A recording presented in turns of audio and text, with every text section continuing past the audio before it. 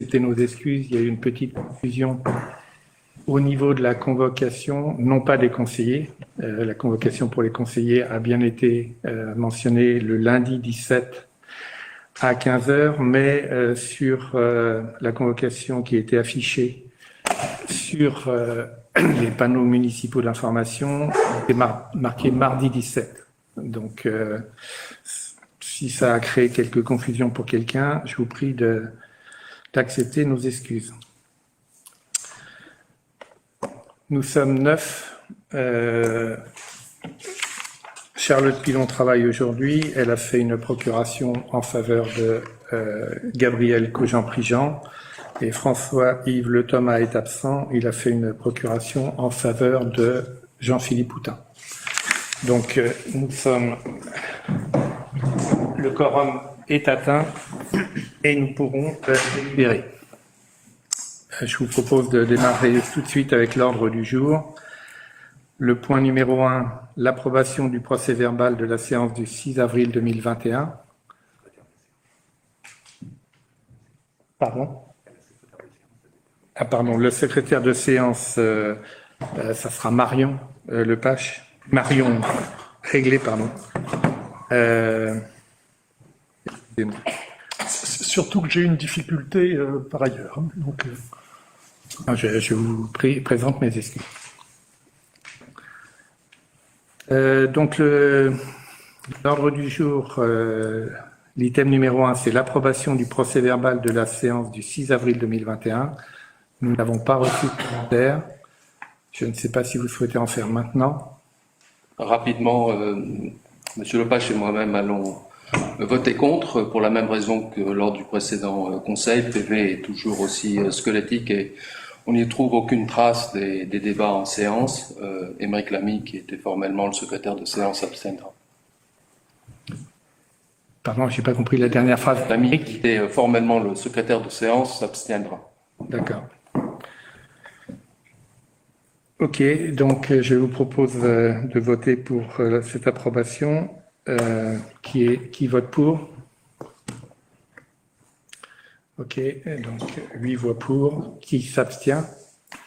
1 voix abstention. Qui vote contre? 2 voix contre. Donc le procès-verbal de la séance du 6 avril est approuvé.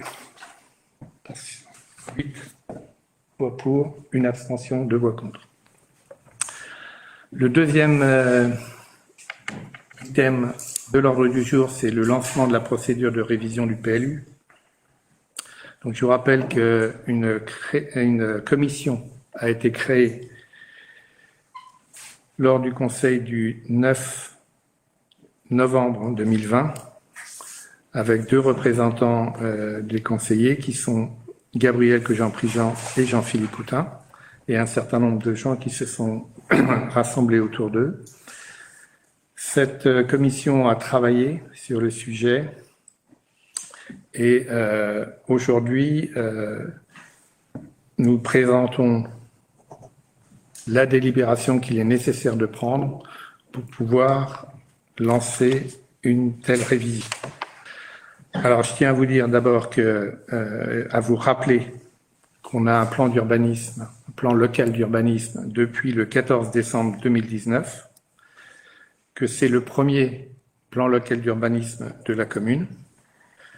C'est un exercice complexe où il faut arbitrer entre les contraintes réglementaires et la nécessité de maintenir certains équilibres, notamment concernant la vie économique et sociale de l'île, et que donc avoir au premier coup un PLU réussi n'était pas évident. On en avait débattu déjà il y a plus d'1 an. Le document actuel ne prend pas en compte un certain nombre de recommandations qui avaient été faites par la commissaire enquêtrice ou d'autres recommandations faites par la Chambre d'agriculture concernant principalement le village de l'île Nord. Donc, compte tenu de ces éléments, il nous est apparu nécessaire de regarder le sujet. Et donc, la révision d'un PLU nécessite une procédure très très spécifique qui a été regardée par la Commission. Okay. La première question qui se pose, c'est de savoir quel type de révision va être faite. Il y a plusieurs possibilités.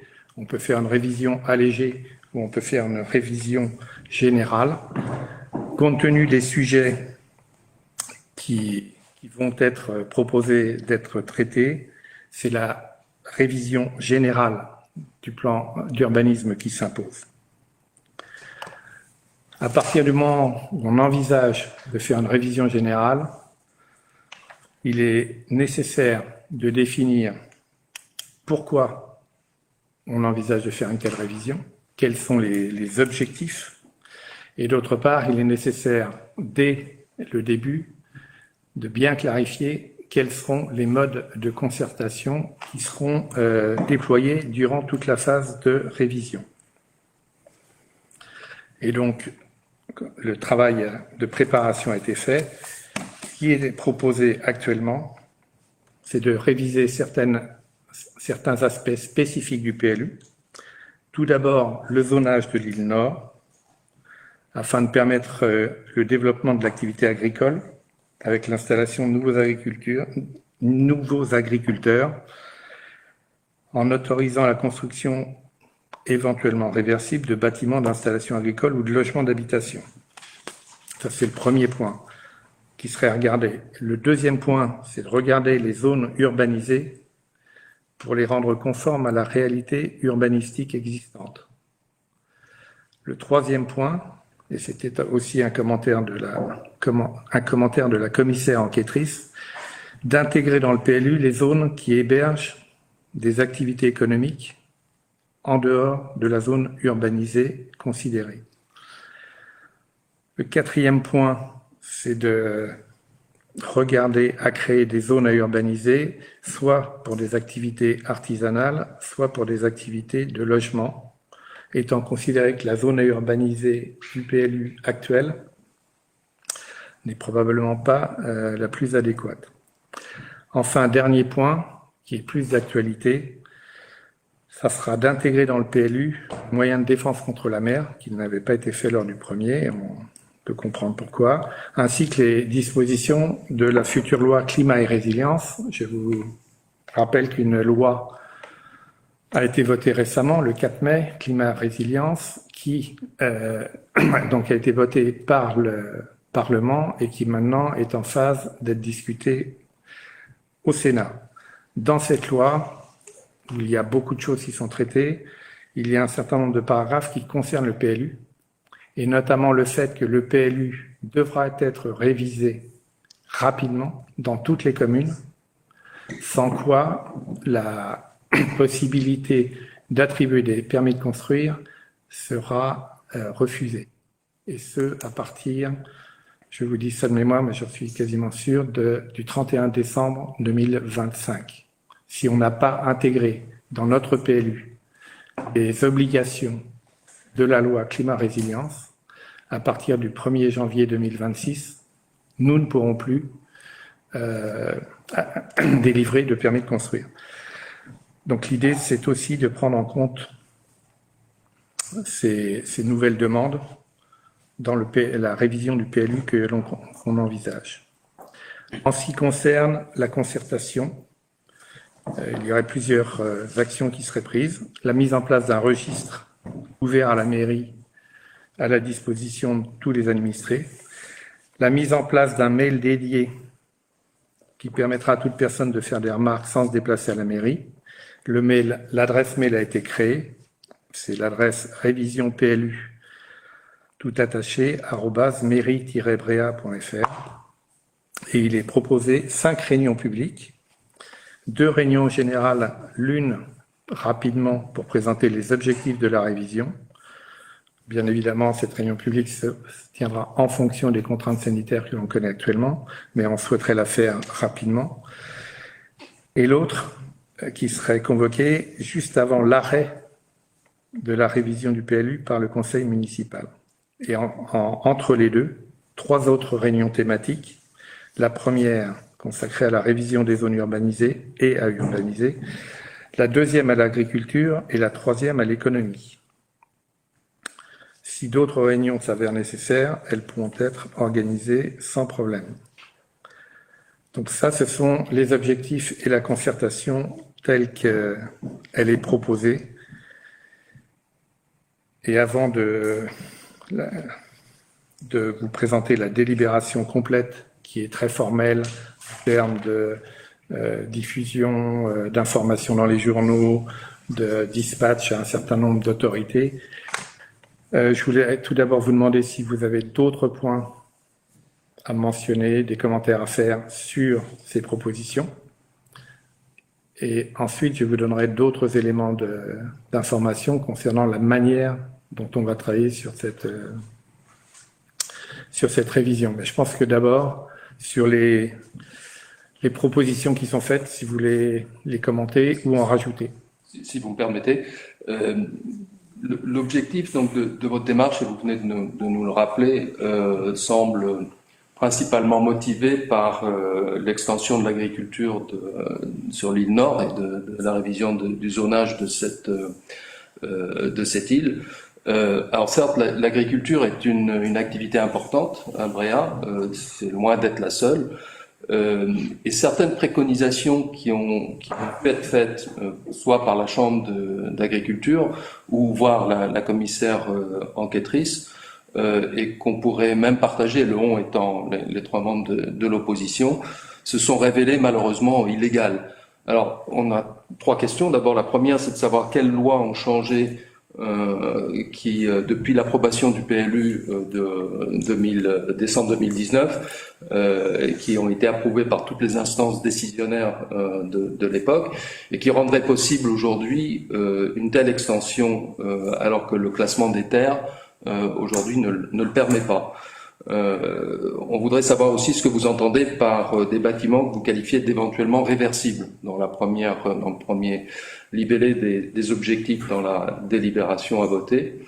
Et puis, plus généralement, peut-être comment peut-on imaginer l'arrivée de nouveaux agriculteurs alors que le territoire de Bréhat n'est pas extensible et que la rentabilité de l'activité agricole n'est pas démontrée. Voilà nos commentaires à la lecture de la fiche que vous nous avez envoyée. D'accord. Alors, je vous rappelle que l'ancien maire, à chaque début de réunion, mentionnait que le PLU est avant tout un acte politique. Donc, la révision d'un PLU, ça n'est pas forcément lié à une loi qui aurait changé. C'est un acte politique. D'accord ? La loi va changer. La loi climat-résilience va introduire des contraintes nouvelles qu'il va falloir prendre en compte. Ça, c'est certain. Mais ça n'est pas un changement de loi qui déclenche pour nous la révision du PLU. Vous me posez la question, je vous réponds clairement. Ça n'est pas...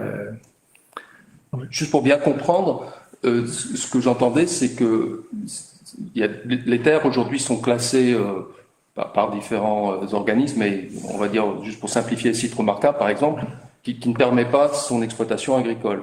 Oui. Et si le PLU voulait dire que telle parcelle ou telle terre devrait être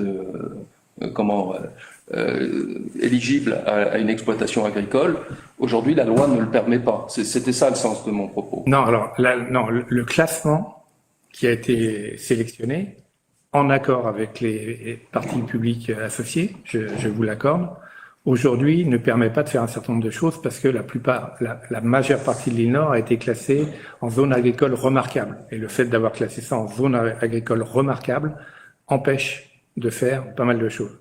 Maintenant, réouvrir une discussion avec ces PPA, les partis publics associés, pour que certaines de ces parcelles ne soient plus en agricole remarquable, mais soient simplement en agricole, ça ne dépend pas de la loi, c'est une discussion entre, je dirais, la commune et les partis publics associés.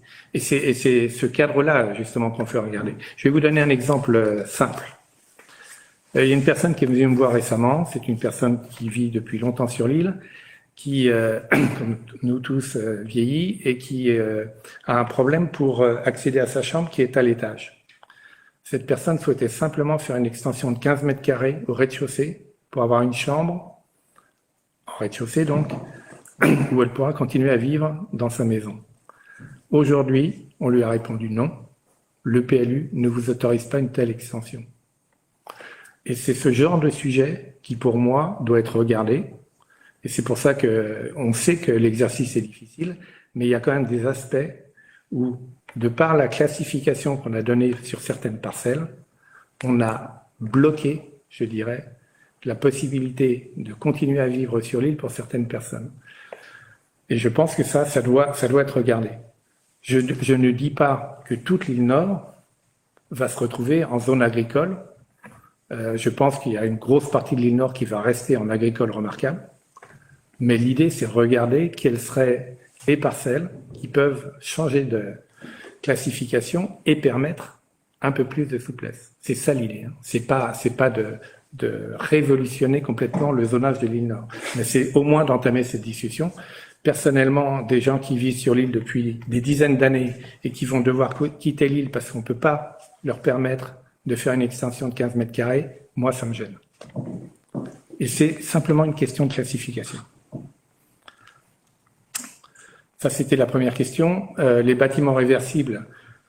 Alors, votre deuxième question, c'est simplement pour dire qu'un bâtiment qui serait élaboré pour une activité agricole, ne pourra pas changer d'affectation.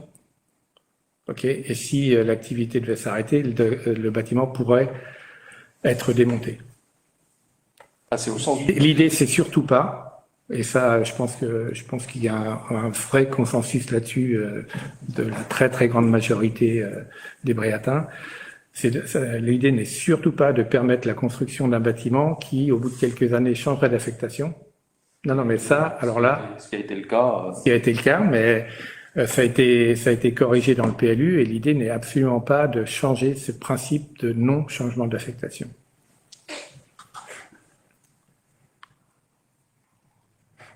Ça, c'était pour la deuxième question. Et votre troisième question? Après, vous parlez de l'arrivée de nouveaux agriculteurs. Alors, je veux dire, la concurrence, si on introduit de la concurrence alors que c'est déjà difficile pour ceux qui sont dans cette activité de rentabiliser leurs exploitations, est-ce qu'on ne va pas prendre le risque de rendre des exploitations tellement, en faire de la micro-agriculture et qui va faire que voilà, ce sera pas économiquement viable. Ou c'est déjà très très tendu quand même pour. C'est très très tendu. C'est principalement un problème de disponibilité de surface à cultiver. Le problème, il est là. Pas que, mais c'est le problème principal. Il y a des études, et justement ces études vont être reprises, qui démontraient qu'il y a une demande forte à Bréa et que cette demande ne peut en produits locaux de type maraîcher et autres, et que cette demande ne peut pas être, on ne peut pas y répondre parce qu'on ne produit pas assez. D'accord? Et l'idée, justement, c'est de regarder, de vérifier si cette étude est toujours valable.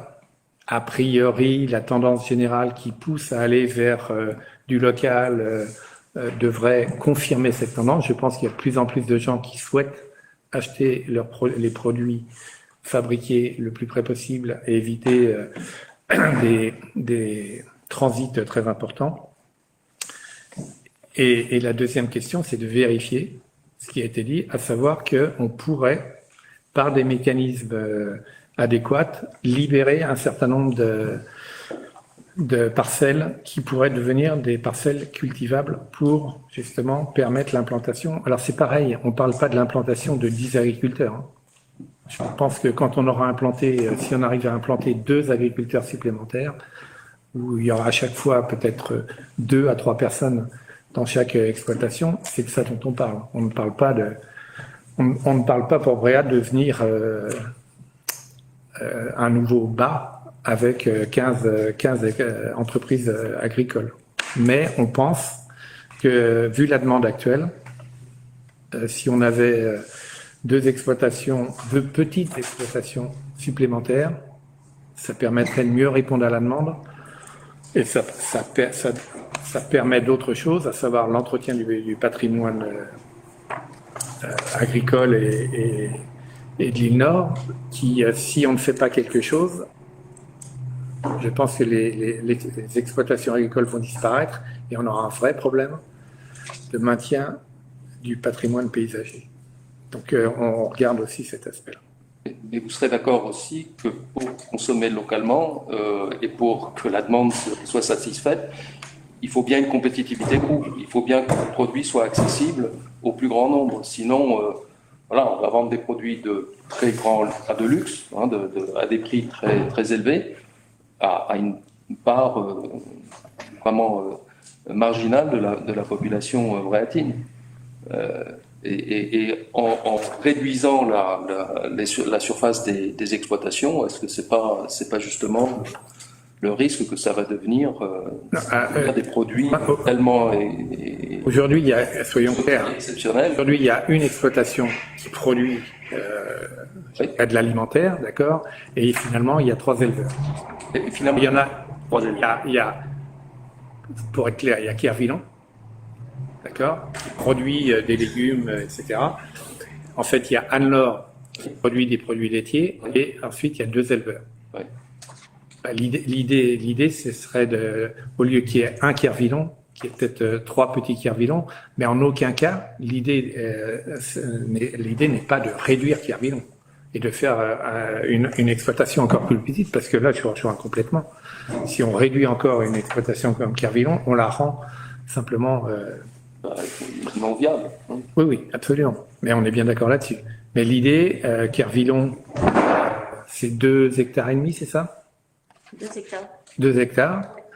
Est-ce que sur l'île, on peut, et je pense que c'est probablement là où je vous rejoins, c'est sans doute même un peu trop petit, et on ferait mieux avec des exploitations de type maraîchage à 3 ou 4 hectares. Je pense que Marion ne nous contredira pas.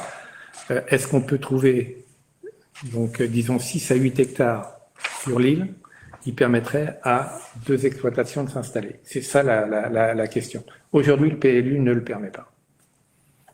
Et l'idée, c'est de regarder si un PLU un peu modifié, qui devra passer par l'approbation de toutes les PPA. On est parfaitement conscient du challenge que ça représente. Est-ce qu'on peut trouver 6 à 8 hectares ou pas? Parce que on pense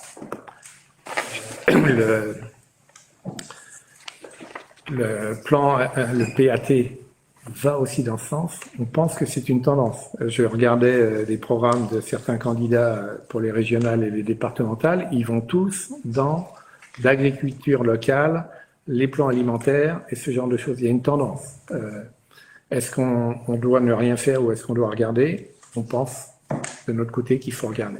Et on peut faire une passerelle aussi avec la partie touristique, c'est-à-dire que si on a suffisamment de quoi alimenter aussi l'ensemble des restaurants, et ce, non pas que 1 ou 2 mois, mais sur 6 ou 7 mois ou 8 mois de l'année, ça peut permettre aussi aux restaurants de l'île de proposer des produits locaux, de proposer des produits à manger avec des circuits courts, d'éviter les transports, etc. Tout est lié, quoi. Non, mais c'est difficile d'être contre des beaux principes comme ça. C'est juste la réalité économique qui va s'imposer aux producteurs et aux consommateurs. À un moment donné, on ne peut pas se permettre les prix qui sont pratiqués. Non, mais si on étend un petit peu plus, les prix devraient... Non, mais si, voilà. Alors, oui. Mais si on fait rien... Non, mais j'entends bien, mais vous dites que c'est le PLU qui l'empêche de progresser. Est-ce que c'est le PLU qui l'empêche ou est-ce que c'est la loi qui l'empêche? Dès lors que on élimine déjà les 100 mètres, là c'est a priori la loi littorale, elle est supérieure à d'autres, hein, à toutes les autres d'ailleurs, et elle interdit donc à Bréa 100 mètres de contour, ça fait déjà en mètres carrés, enfin en hectares, ça fait déjà beaucoup.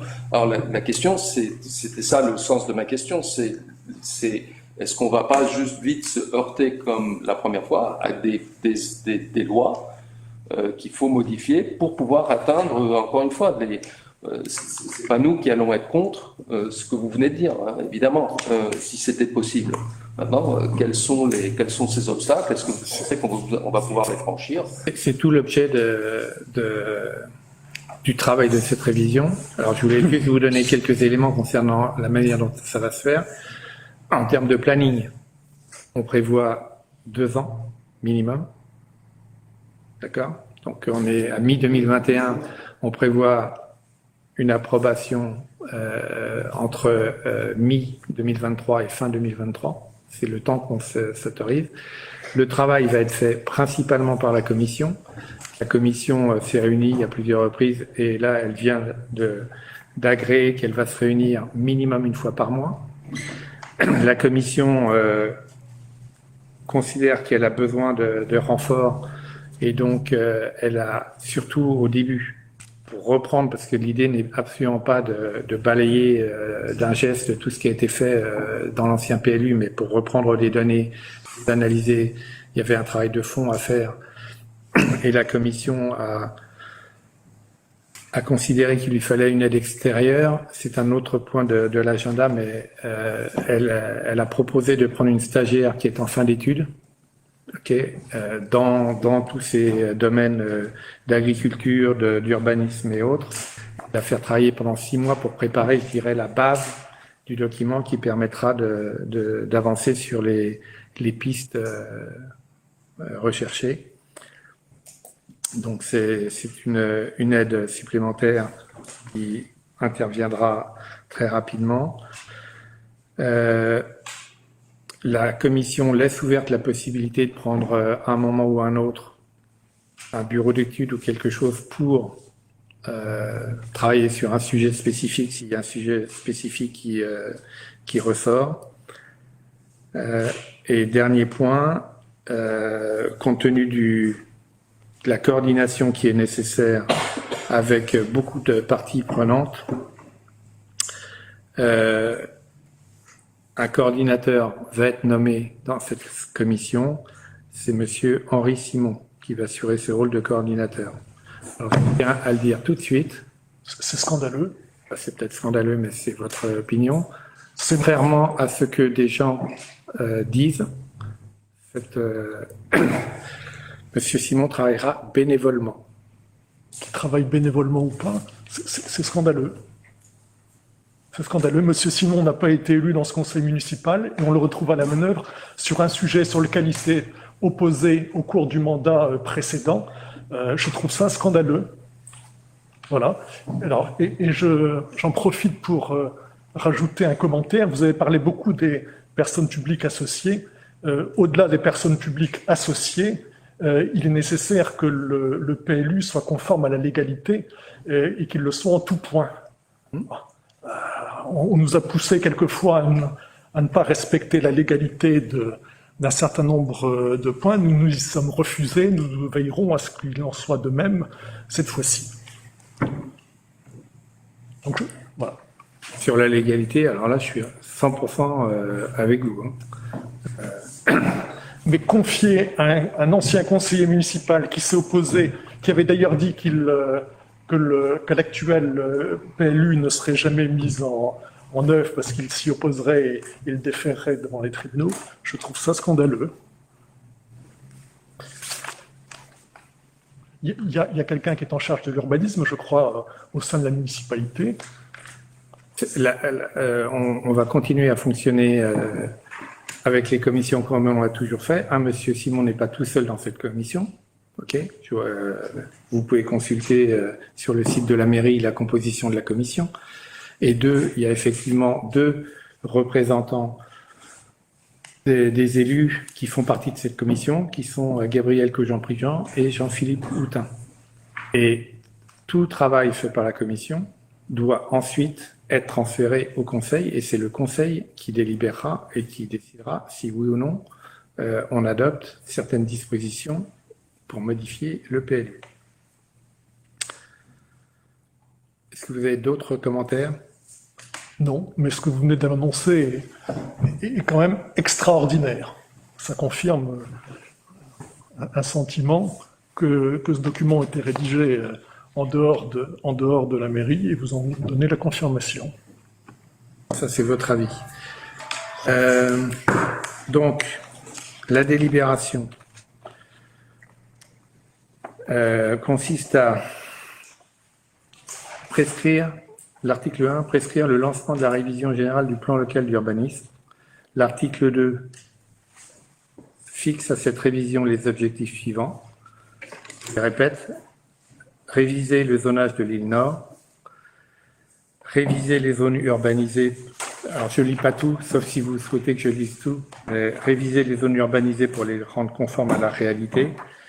Intégrer dans le PLU les zones qui hébergent des activités économiques. Revoir les orientations d'aménagement de programmation pour créer des zones en matière d'activité artisanale et de logement et intégrer les moyens de défense contre la mer et les dispositions de la future loi climat et résilience. L'article 3 adopte les modalités de consultation suivantes: la mise en place d'un registre, la mise en place d'un mail dédié qui permettra à toute personne de faire ses remarques, l'organisation de 5 réunions publiques. OK. L'article 4, à l'issue de la concertation, le maire présentera le bilan au conseil municipal qui délibérera pour clore la concertation. L'article 5 dit que la présente délibération sera affichée pendant 1 mois en mairie et que la mention de cet affichage sera insérée en caractère apparent dans un journal diffusé dans le département. Et l'article 6 dit que la présente délibération sera notifiée à toute une liste d'organismes et de partis publics associés. Voilà pour proposition de délibération. Donc je propose de passer au vote. Qui vote pour cette délibération? Marion s'abstient, donc 7 voix pour. Qui vote contre cette délibération? 3 voix contre. La délibération est adoptée par 7 voix pour, 1 abstention et 3 voix contre. Le point suivant de l'ordre du jour, c'est l'astreinte de raccordement à l'assainissement collectif. Donc c'est un sujet dont on avait déjà parlé. Et donc, on a continué à travailler sur le sujet. Donc, la loi dit que 2 ans après la mise en service du réseau collectif ou 2 ans après la notification de cette mise en service à tous les usagers potentiels, les personnes doivent s'être raccordées. Et si elles ne sont pas raccordées, il est possible de leur imposer une astreinte de manière à les inciter à se raccorder. Donc le réseau d'assainissement collectif a été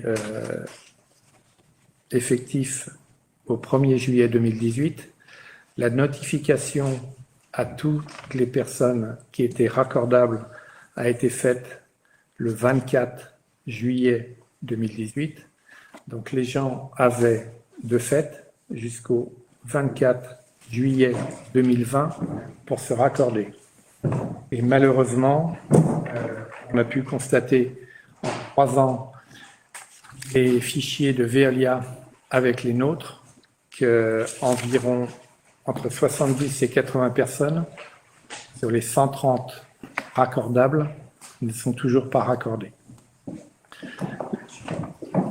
Donc un nombre important de personnes non raccordées. La loi prévoit que, passé cette période de 2 ans, il est possible d'imposer à tous ces propriétaires non raccordés, mais raccordables, une astreinte. Alors, cette astreinte, c'est une forme de taxe, d'accord? Donc, elle n'est pas soumise à la TVA. Elle peut être récupérée par le délégataire ou par la commune. Le délégataire nous a déjà dit qu'il ne souhaitait pas s'en occuper. Donc l'idée, ce serait que ce soit la commune qui s'occupe de recouvrir cette astreinte. Et cette astreinte peut être augmentée d'une pénalité qui peut atteindre entre 0 et 100% du montant. Après, il y a des détails techniques. Ce sont les propriétaires qui doivent payer l'astreinte et non pas des locataires si jamais les maisons sont louées. Comme c'est une forme de taxe, il n'y a pas de TVA. Par contre, ce qui s'applique, c'est le montant. En général, l'astreinte est égale au montant que la personne aurait payé si elle était raccordée. D'accord. Sur la base de ces éléments qui nous sont donnés par la loi, ce qui est proposé, c'est effectivement à partir de juillet 2021, c'est-à-dire 3 ans après la mise en service, au lieu des 2 années réglementaires, d'imposer cette astreinte à tous les gens raccordables, non raccordés, de ne pas mettre de pénalité supplémentaire. Il y aura une pénalité égale à 0 pour l'année 2021. Donc on proposerait pendant 1 an de mettre cette astreinte et de voir si les gens vont se connecter. Dans 1 an, on refera un point. C'est ce qui est proposé. On refait un point dans 1 an. On verra si cette astreinte a eu un effet et si les gens sont connectés ou pas. Est-ce que vous avez des questions, des commentaires?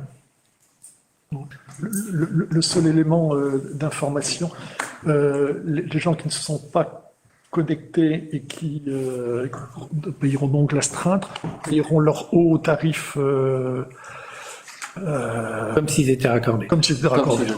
Ok, parce qu'il y avait un doute la dernière fois sur le sujet, mais c'est bien. Non, c'est comme s'ils étaient raccordés. Donc l'idée, La taxe de raccordement, c'est non, c'est-à-dire ils vont payer la part l'abonnement Non, ok, comme s'ils s'étaient raccordés. comme s'ils étaient raccordés.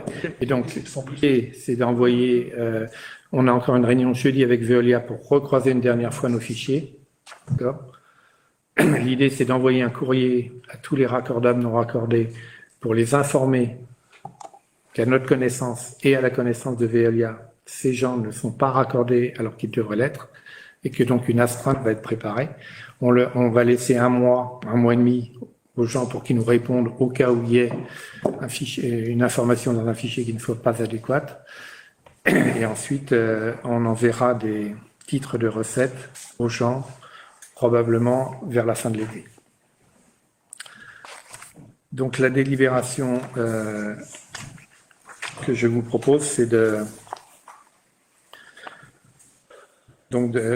d'instaurer une astreinte et de fixer le montant de l'astreinte à la somme équivalente à la redevance qui serait payée s'ils étaient raccordés, et de ne pas pratiquer de majoration sur cette astreinte pour l'exercice 2021. Et enfin, de revoir la situation des raccordements en mai-juin 2022 pour voir si on continue suivant les mêmes règles ou si on change les règles au bout d'1 an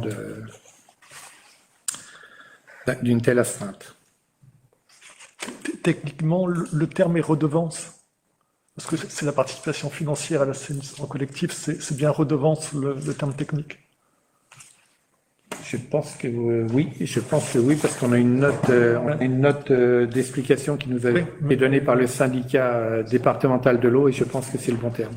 Okay. Oui, c'est la redevance d'assainissement collectif, je pense que c'est bien ça. Est-ce qu'on peut passer au vote? Donc, qui vote pour cette délibération? Ok, cette délibération est adoptée à l'unanimité. Merci. Le point suivant, c'est demande de subvention pour un projet d'acquisition immobilière au Port Clos. Donc c'est un sujet dont on avait déjà parlé, où vous nous avez posé un certain nombre de questions. La demande immédiate, on a déposé un dossier de subvention auprès de l'AIP, et cette demande de subvention va être examinée à l'occasion d'un CUP, d'un comité unique de programmation, le 26 mai. Et dans ce cadre, on a besoin d'une délibération qui autorise effectivement le maire à faire cette demande de subvention. Ça, c'est le point principal de cette délibération. Néanmoins, entre-temps, on a pas mal progressé sur le sujet, et donc on vous a donné tous les éléments additionnels que l'on avait eu.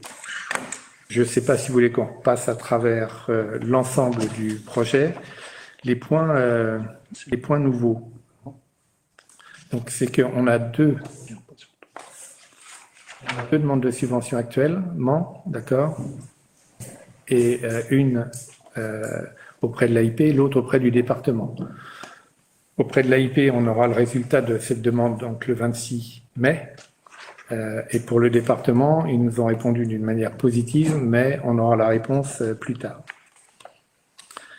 En ce qui concerne l'évaluation, vous nous aviez demandé si une évaluation avait été demandée à France Domaine. Elle avait été demandée. La visite a eu lieu le 11 mai. On vient juste de recevoir la réponse de France Domaine. Et la valeur vénale du bien est estimée entre 650 et 715 000 euros. Donc, on se place dans la partie haute de la fourchette de France Domaine. Sur les paiements, il n'y a pas de changement, si ce n'est que dans le cadre de la préparation des documents, il n'y aura pas d'intérêt versé. Je crois que M. Thormann, vous aviez posé la question sur les annuités de 40 000 euros. Il n'y aura pas d'intérêt versé, mais ces annuités seront indexées sur l'indice du coût de la construction. Donc, dans les plans de financement qu'on a présentés, on a pris ça en compte. De la même manière, on considère que les loyers des appartements qui seront mis à la location seront indexés sur le même indice. L'autre point, c'est que ce matin a eu lieu les diagnostics obligatoires pour la vente. Le diagnostiqueur est passé ce matin et on aura les résultats assez rapidement, vu qu'ils nous sont demandés dans le cadre de la subvention de l'AIP. Qu'est-ce qu'il y a à dire ? Il y a plusieurs plans de financement qui vous ont été présentés. Et il y avait un document qui n'avait pas été joint, mais qui a été distribué. Vous avez le dossier de demande de subvention qui a été fait à l'AIP. Ils ont des demandes particulières, donc le plan de financement que vous avez dans ce document est un peu différent du plan de financement qui vous a été transmis il y a quelques jours, qui lui est plus complet. Pour l'AIP, l'important c'était de regarder à un horizon de 10 ans et de dire si à un horizon de 10 ans, le projet était bénéficiaire ou déficitaire et de combien. Et donc, on m'avait répondu à cette question dans le dossier. Par contre, dans le plan de financement que vous avez reçu, on n'a pas répondu à cette question. On a regardé au bout de combien de temps on aura remboursé toutes les sommes qui correspondent à l'achat initial, aux travaux et au paiement des 15 années suivantes. Et au bout de combien de temps on aura remboursé l'entièreté de toutes les dépenses faites, y compris l'apport de la commune et l'emprunt bancaire. Et donc on arrive au fait qu'au bout de 18 ans, on aura remboursé toutes, je dirais, les dettes.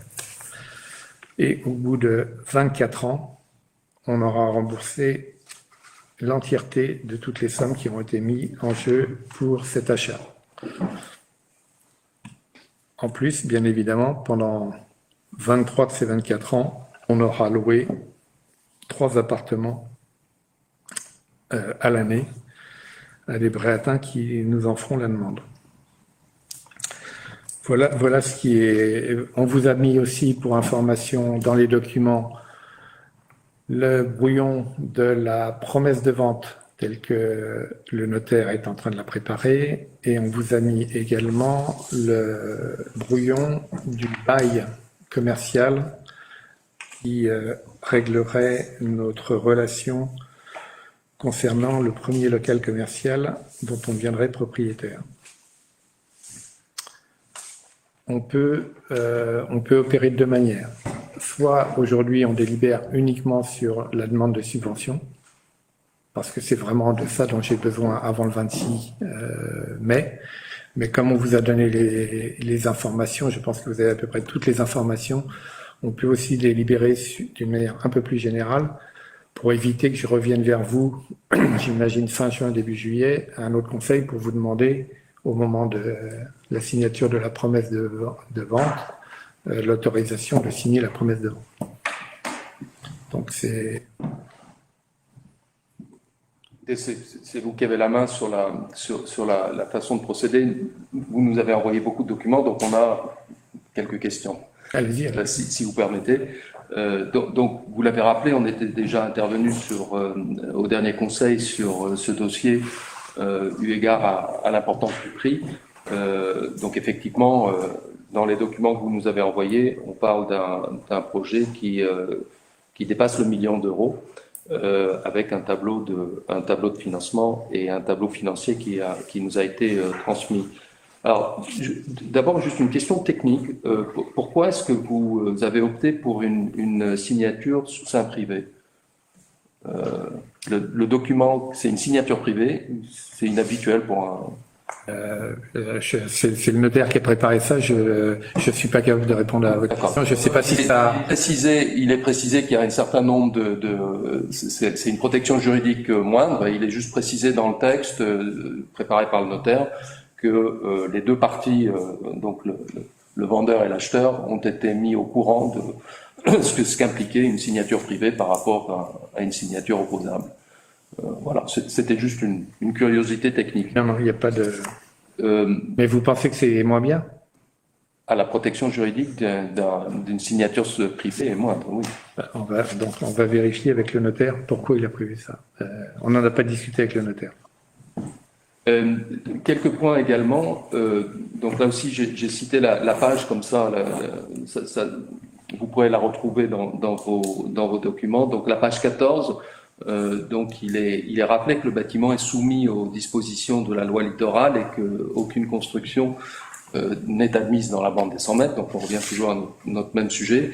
Alors la question, c'est de savoir si cette situation est de nature à empêcher la réalisation de la transformation nécessaire du bâtiment, d'une part, et en particulier de l'appartement qui est libellé T2. Mais voilà, dans la bande des 100 mètres et a priori... Oui, mais on est dans la bande des 100 mètres en zone urbanisée. Donc il y a possibilité de construire dans la bande des 100 mètres en zone urbanisée. Mais pour répondre à la deuxième partie de votre question, le T2 va être construit entièrement à l'intérieur. Il n'y a aucune modification de toiture, aucune modification d'ouverture pour finir ce T2. Donc non, je pense pas que la loi littorale a priori aucun impact sur ce projet. Comme le document, il y a 2 pages sur la loi littorale. Oui. Voilà, ça nous avait interpellé. Donc à la page 16, donc 2 pages plus loin, donc on apprend qu'il n'y a pas de certification de conformité du bâtiment aux permis de construire successifs qui ont été délivrés sur plusieurs années. Et est également précisé à la page suivante qu'en cas de sinistre, il serait difficile de le reconstruire à l'identique. Et donc la question, c'est de savoir s'il est raisonnable de prendre un tel risque avec de l'argent public et de savoir pourquoi ce bâtiment n'a pas fait l'objet d'une certification de conformité. Aujourd'hui, elle n'existe pas, tel que le notaire le précise. Je pense que la réponse, c'est que le bâtiment a été commencé il y a une dizaine d'années, un peu plus même, et qu'à l'époque, les certificats de conformité ne se faisaient pas d'une manière systématique. Aujourd'hui, et depuis, je dirais, 5-6 ans, c'est devenu une règle absolue. Je pense qu'avant, ça n'était pas le cas. Le contrôle. Pardon ? Le contrôle du certificat. Le contrôle de la conformité n'était pas systématique. La conformité existait, mais le contrôle n'était pas systématique. Donc le fait qu'on n'ait pas les certificats, je pense, s'explique de ce fait. C'est pour ça qu'on a demandé tous les diagnostics. C'est pour ça qu'on a déjà demandé à un architecte de regarder le projet, parce qu'on veut être certain qu'on n'aura pas des mauvaises surprises sur le plan structurel ou autre. Donc on essaye de prendre en compte je dirais la manière dont ce bâtiment a été construit pour éliminer les risques que vous mentionnez. Alors donc effectivement, les diagnostics, on n'a pas les annexes qui sans doute ne sont pas encore... Ah, ça a été fait aujourd'hui. En revanche, tel que c'est rédigé, à la page 18, on comprend qu'il y aurait un sujet concernant l'état parasitaire et les mérules. Juste, voilà, tel que c'est rédigé, ça laisse ouvert cette situation. Encore une fois, il faudra voir ce que disent les annexes ou les diagnostics eux-mêmes. Donc dans le tableau de financement, effectivement, il y a un engagement sur les 15 prochaines années Alors la question est de savoir où ça va apparaître dans les comptes de la commune, parce que c'est l'équivalent d'une dette, puisque la commune s'engage de manière irréversible à payer à tempérament, donc un montant chaque année qui est majoré. Alors vous l'avez expliqué tout à l'heure, c'est l'indice de la construction, donc mais qui finit par faire 43 000 euros de plus, hein, c'est 8% de plus sur la période. Et ce projet n'était pas dans votre débat d'orientation budgétaire. Oui et non. La réponse est oui et non. On avait prévu 200 000 euros et 50 000 euros. Donc les 250 000 euros qu'on vous a indiqués dans le plan de financement correspondent effectivement au montant d'acquisition immobilière qu'on avait prévu en 2021 et 2022. D'accord ?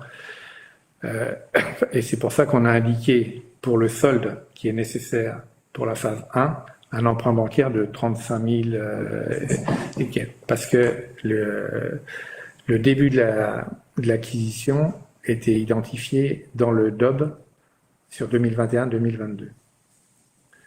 Mais les 15 années suivantes n'y sont nulle part. Non, mais les 15 années suivantes, on va avoir recettes et dépenses qui vont, comme on le voit, quasiment se compenser.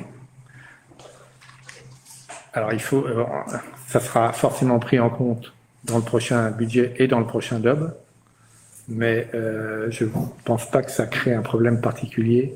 On avait posé la question, rappelez-vous, la dernière fois, vous deviez regarder entre-temps, de savoir si la dette totale devait être inscrite dans la comptabilité de la commune au moment de l'achat, ce qui nous semblait être le cas, mais sans certitude. Ouais. Et est-ce que vous avez la réponse? Ce n'est pas encore la réponse, mais je vous donnerai la réponse dès que possible. Parce qu'a priori, c'est l'entièreté, la totalité de la dette qui doit être comptabilisée. Alors une question, dans le tableau de financement, il y a 325 000 euros qui sont pour affectés aux travaux. Hein. Oui. T3, T4, T2 et la maîtrise d'ouvrage. Et la question donc, c'est de savoir si il s'agit de devis que vous avez ou c'est une estimation qui est faite par vos services? C'est une estimation qui a été faite par l'architecte qu'on a contracté, basée sur une fourchette haute de ce qui se fait à Bréa. Alors, j'ai plus les chiffres exacts, mais tu les as peut-être, Dominique. Mais pour la rénovation un peu légère de mémoire, c'est 1 500 euros du mètre carré. Okay. Pour le T3. Montant, vous faites figurer, il y a 75 000 euros pour le T2, 220 000 euros, 500 000 pour le T3 et T4, et 30 000 euros pour le contrat de l'architecte. C'est basé sur des montants au mètre carré en fonction de, je dirais, de l'importance de la réhabilitation. Le T2, il y a plus de travaux à faire sur le T2, donc le montant a été pris plus important. On peut vous fournir, je dis ça de mémoire, c'est 1 500 et 2 500, quelque chose comme ça. Sachant que toute la structure et tout y est, si vous voulez, personnellement, je trouve que ce sont des montants élevés, mais on les a pris parce que c'est ça qui nous a été donné par un architecte qui travaille sur l'île et qui, a priori, a une bonne expérience du coût total d'une réhabilitation. Mais c'est lui qui nous a donné ces montants. Dernier point, dans le contrat de bail commercial avec Monsieur Lebousse, la désignation du bien à louer, qui figure page 2, comprend la partie commerciale du bâtiment ainsi que la partie habitation. Alors, est-ce qu'on doit comprendre que M. Lebousse va être le locataire du rez-de-chaussée, enfin commercial, ainsi que des appartements? Ah non, pas des appartements. Tel que c'est rédigé, c'est ce qui est écrit. Hein. C'est une mauvaise rédaction. Alors, c'est pour ça que... Même il va être, on doit encore faire ce plan, il va être locataire d'une partie. Hein, parce que il va pas être locataire de l'ensemble du local commercial. Il va être locataire d'une partie. Et justement, on doit faire un plan. C'est l'architecte qui va nous faire un plan de la partie exacte qui sera sujet du bail commercial. Il prend pas l'entièreté de la zone et de la même manière, la cave est partagée en deux. Il y aura une partie de la cave qui sera attribuée au bail commercial, où il va stocker des vélos, et l'autre partie qui restera à notre usage. D'accord. Donc, vérifiez bien dans la rédaction à aujourd'hui, c'est pas ce qui est écrit. Donc, Ok. il faudra que ça soit conforme à ce que vous venez de dire. Et donc, ça ouvre donc la dernière question, c'est si c'est pas lui le locataire, donc on l'a bien compris. Quels seront les critères d'attribution des logements? Alors ça va être ce qu'on appelle, je dirais, dans notre jargon, des logements communaux, de la même manière que les deux logements, on appelle les logements de la gendarmerie. Et on a une commission logement. Et c'est cette commission, et justement, elle va se réunir à la fin du mois de mai pour commencer à travailler sur les critères, parce qu'on commence à avoir des demandes et il y a des gens qui visent très clairement certains de ces logements. On va définir au sein de cette commission quels sont les critères qui régiront l'octroi d'un logement à une personne ou à une autre. Ça sera un peu différent des logements sociaux dans le sens que les histoires de plafond, de revenus, etc. ne rentreront pas en compte pour l'attribution d'un logement communal. Et donc, on est bien d'accord, à la fin, les 3 logements sont bien indépendants les uns des autres. C'est-à-dire ils ont chacun leur entrée, chacun les compteurs, Oui. l'eau, le gaz, l'électricité, enfin, les services et... Alors, il y a une question qui a été posée par l'architecte et on doit en parler, c'est le chauffage. Est-ce que on a intérêt à faire un chauffage collectif ou est-ce que on laisse un des chauffages individuels? Personnellement, je suis plutôt pour laisser des chauffages individuels. Maintenant, dans la configuration de ce bâtiment, chauffage individuel, c'est de l'électrique. Chauffage collectif, ça pourrait être une pompe à chaleur. Donc la question se pose et c'est l'architecte qui va faire une petite étude pour nous dire si on doit aller dans un sens ou dans l'autre. Il y a cette question. Mais pour le reste, logement entièrement indépendant les uns des autres. Et l'un des sujets, c'est l'isolation phonique entre les appartements qui, au jour d'aujourd'hui, n'est pas au standard. N'est pas au standard, clairement. Bon, et puis dernière question, juste aussi pour la bonne compréhension. Donc, on vous avait écrit pour demander un certain nombre de précisions que vous apportez aujourd'hui, mais on avait également posé la question de savoir, compte tenu de la nature du projet et de l'importance de son prix, si vous alliez procéder à une évaluation de la valeur du bien par un professionnel de l'immobilier connaissant bien le marché de Bréa. Est-ce que ça, c'est dans vos intentions ou pas? Non, très franchement, France Domaine, oui. Ça nous paraissait nécessaire. C'est légal. Pardon ? C'est légal. C'était pas légal dans le cas présent, mais on a considéré que c'était mieux de le faire et on l'a fait. On n'avait pas prévu de le faire, on a le temps de le faire. Je sais pas, vous avez peut-être une idée particulière pour proposer cette... Non, on reste, vous savez, on n'a pas changé de ce qu'on vous a dit le mois dernier. Ça paraît très cher pour ce bâtiment qui a besoin de transformations importantes, et que ce soit pour faire 3 appartements ou tout simplement pour en avoir un d'habitable et un local commercial au rez-de-chaussée. À la fin, c'est 1,79 000 euros, quoi. Voilà. C'est beaucoup moins cher. C'est beaucoup moins cher que les logements de la gendarmerie. Hein. C'est beaucoup moins cher que les logements de la gendarmerie. Il faut quand même être conscient de ça. Et on a des termes de paiement qui sont nettement meilleurs. Pourquoi je dis que c'est beaucoup moins cher? C'est parce que pour ce prix-là, on a 3 appartements et 2 locaux commerciaux sur cave. Et c'est des appartements qui vont être tous plus grands que les appartements de la gendarmerie. Le T4 de la gendarmerie fait à peine 85 mètres carrés. Le T4 du Port-Clos, on appelle ça du Port-Clos, il fait 96 mètres carrés. Et donc les appartements sont plus grands. Ok, il y a plus finalement de locaux, vu qu'il y a des locaux commerciaux. Et au total, on paye pas beaucoup plus cher. On en a plus, mais on paye pas beaucoup plus cher que ce qu'on paye pour la gendarmerie. Alors, la différence, c'est que la gendarmerie, c'est 100% neuf. Là où ce bâtiment est un bâtiment qui a une quinzaine d'années, qui va être rénové. Et on a prévu une somme assez conséquente pour la rénovation de ces bâtiments. Mais moi, je veux bien qu'on demande à un agent immobilier une autre vérification, parce que je suis pas vraiment d'accord avec votre évaluation que c'est très cher. Pour 3 appartements et 2 locaux commerciaux, au Port-Clos, avec un jardin plus grand que ce qui se fait à la gendarmerie, je pense que c'est pas cher. Et j'ai regardé quelques transactions immobilières récentes à Bréa, des biens plus petits où il y a un local commercial et un appartement, ça se vend 600 000 € minimum. Là, c'est 3 appartements, 2 locaux commerciaux. Je sais pas. Mais moi, on va trouver un agent immobilier, on va demander une évaluation supplémentaire. Pas de problème. Voilà, c'était tout pour moi.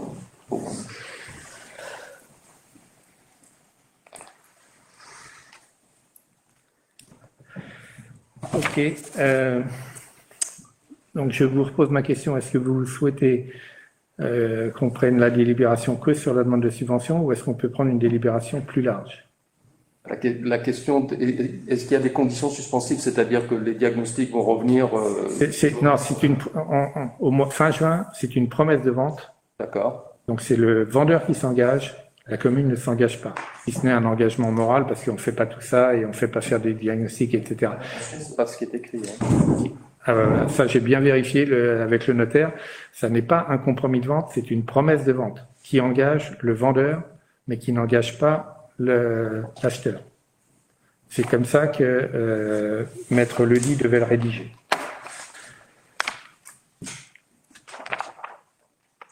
Écoutez, il faut qu'on fasse confiance à ceux qui sont compétents, mais c'est vraiment une promesse de vente. Moi, c'est ce que j'ai toujours discuté. Mais pour être très clair, je considère qu'on a un engagement moral parce qu'on n'a pas fait déjà toutes les démarches qu'on a faites en se disant ben non, finalement on va pas le faire, on va laisser tomber. d'accord. Mais on ne prend pas un véritable engagement avant le mois de septembre, avant fin septembre. C'est pour ça qu'on peut faire les deux. Je vais revenir vers vous avec les points que vous avez mentionnés sur la promesse de vente, justement, et on reviendra vers vous sur l'évaluation immobilière. Mais Non, vous avez raison. Hein. Il est écrit que le bénéficiaire, c'est-à-dire la commune, accepte la présente promesse de vente en tant que promesse, mais se réserve la faculté d'en demander ou non la réalisation. C'est militaire. Donc voilà. donc, est-ce qu'on peut aller vers une délibération plus large? Est-ce que ça vous pose problème? Ça ne changera pas notre vote. Ça change. Non, je sais. Non, Je sais. donc, une fois, on s'est tout dit là. Non, mais on va refaire l'évaluation par un autre personne. Soyons efficaces, on peut voter sur le tout. Très bien, merci. Donc je propose la délibération, consisterait à dire que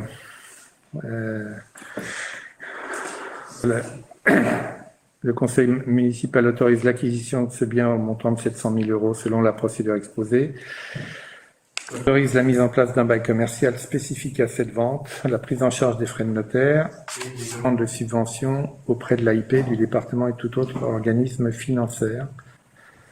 Et pour ça, je peux engager les diverses procédures, signer les actes notariés, effectuer les démarches nécessaires à cette transaction. Donc, qui vote pour? Qui vote pour? Qui vote contre? 3 voix contre. Cette délibération est adoptée par 8 voix pour, 3 voix contre. Merci. Le point suivant, c'est la mise à jour des tarifs portuaires. C'est un petit point. En fait, et j'avais prévu d'en parler dans les informations du maire, le conseil portuaire s'est réuni à plusieurs reprises pour établir un nouvel arrêté des ports qui prenne mieux en compte la réalité de la situation. Dans ce cadre, le conseil portuaire a considéré qu'on devrait avoir le cas où quelqu'un n'a pas port mort attitré, mais met son bateau sur la zone haute de l'estran et le laisse toute l'année. Et il a été considéré que le fait de laisser son bateau sur l'estran, et donc sur le domaine public, devrait être sujet au paiement d'une redevance, et il n'y avait pas un tel tarif dans les tarifs communaux que l'on a votés au mois de mars. Donc cette délibération, c'est uniquement pour voter les 50 € supplémentaires. Les gens qui n'ont pas de mouillage, hein, ça ne sera pas les deux. C'est ceux qui n'ont pas un mouillage et qui payent 100 et quelques euros en fonction de la taille du bateau et autres. C'est ceux qui laissent les bateaux sur l'estran. On pense que ça aura un petit effet sur le fait d'éliminer quelques bateaux qui ne sortent plus jamais. On espère que ça aura un petit effet. Donc cette délibération, c'est uniquement pour voter un montant de 50 € pour les gens qui ne possèdent pas de corps mort et qui mettent leur navire à l'échouage sur l'estran. Je vous donnerai quelques autres informations sur l'arrêté dans les informations. Des questions? Non. Très bien, donc on peut passer au vote. Qui vote pour cette délibération? Très bien, cette délibération est adoptée à l'unanimité. Le point suivant, le point numéro 6, modification du tableau des effectifs. C'est un point technique. Normalement, ce tableau se fait en début d'année. On va avoir des changements de catégorie pour certains employés. Et donc, on doit remettre le tableau à jour. En fait, c'est plus une remise à jour qu'un changement notable de ce tableau. Et ce changement est dû donc, comme je vous l'ai dit, au fait que des gens vont changer de catégorie. Est-ce que vous avez des questions? Non? On peut passer au vote? Ah, on va peut-être à Émeric. Ou Christophe, ils ont voté à 11 là, pour le point 5. Pour lui. Quand ambiance.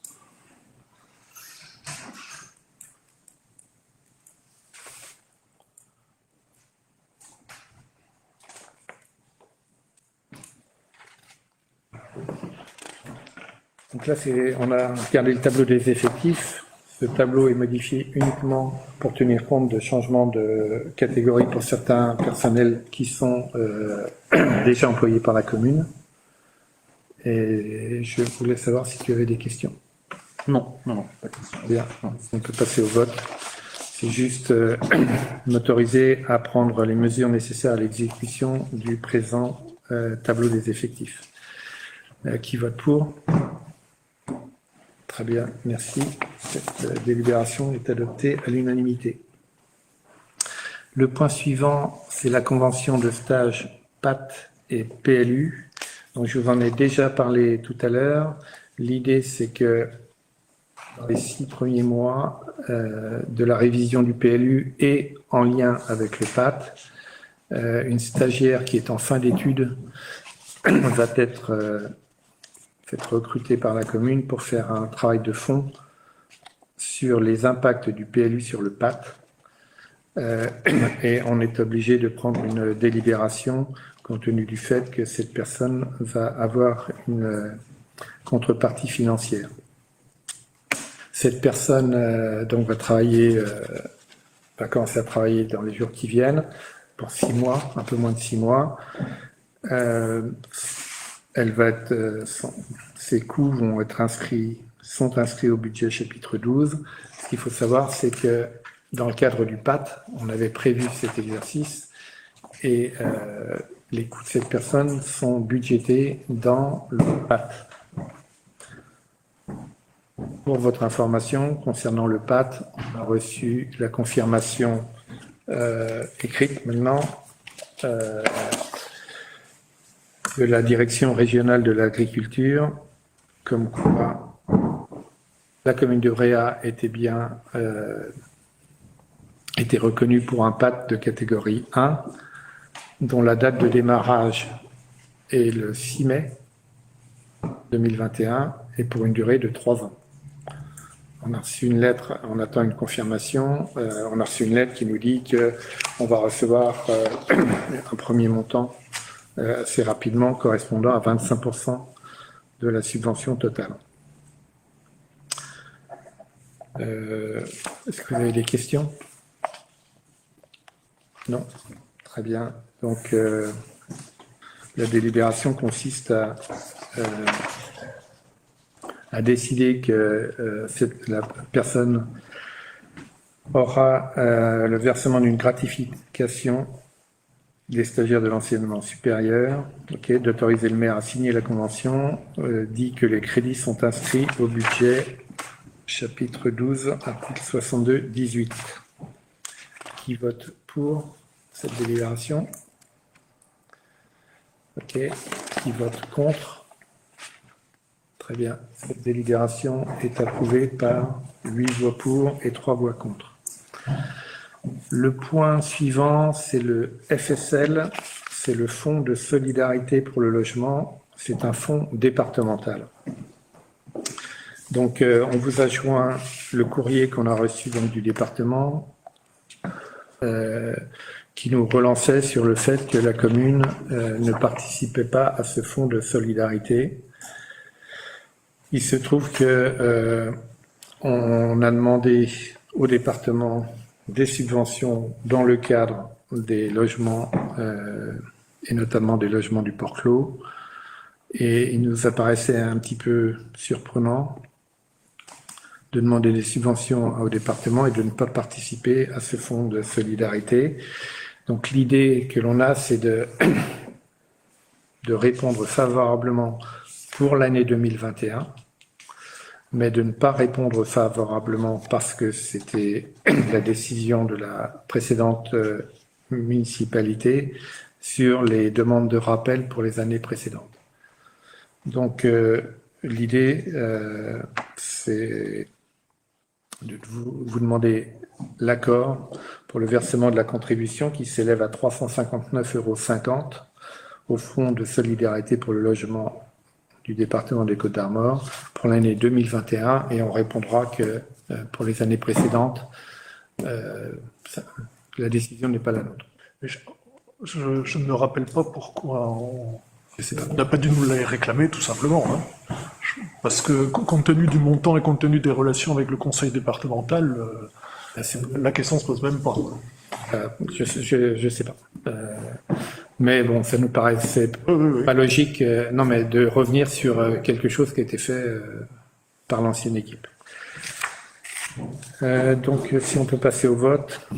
Donc, qui approuve le versement de cette contribution de 359,50 € au FSL? Vote pour. Merci. Cette délibération est approuvée à l'unanimité.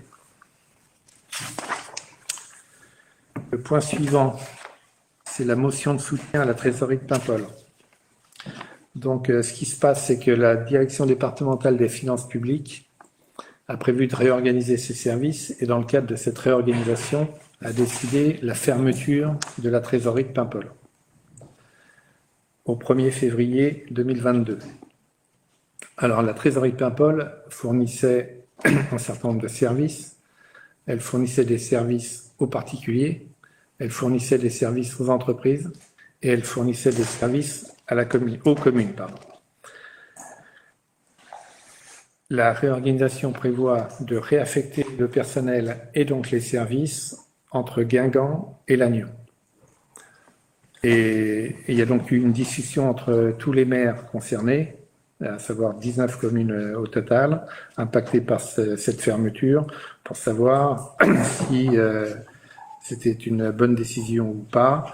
Il a été considéré, au niveau de la commune, on avait commencé à établir des relations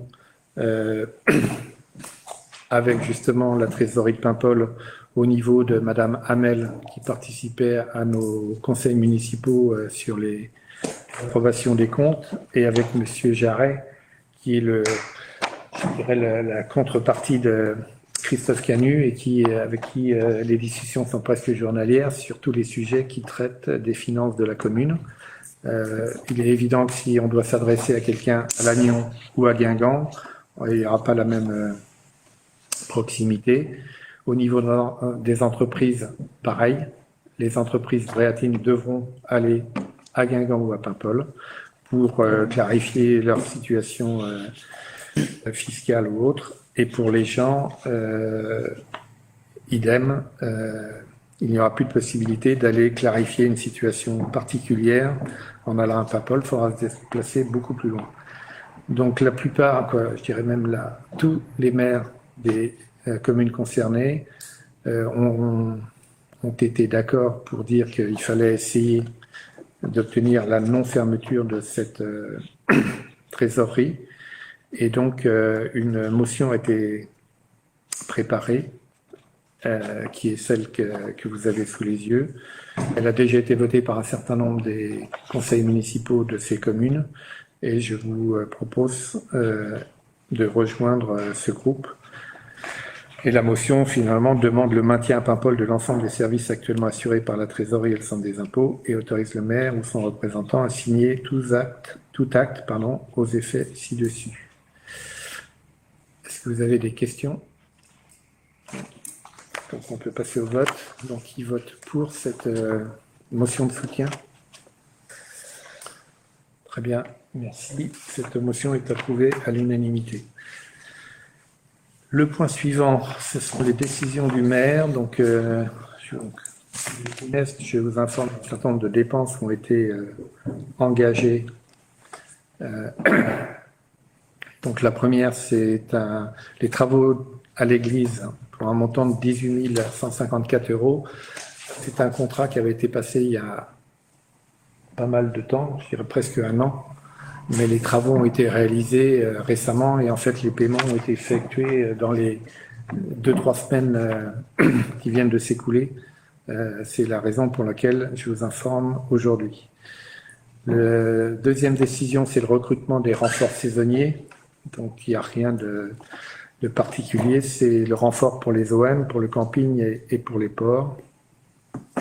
Donc il y a un recrutement d'un agent technique polyvalent du 3 mai au 24 septembre, un Reaper, donc c'est pour les ordures ménagères à temps complet, du 1er juillet au 31 août, un agent pour la surveillance du camping du 28 mai au 30 septembre. Oui, je vous confirme qu'on essaye cette année d'ouvrir le camping sur une durée un peu plus longue. Donc le camping ouvrira le 1er juin et se fermera le 30 septembre.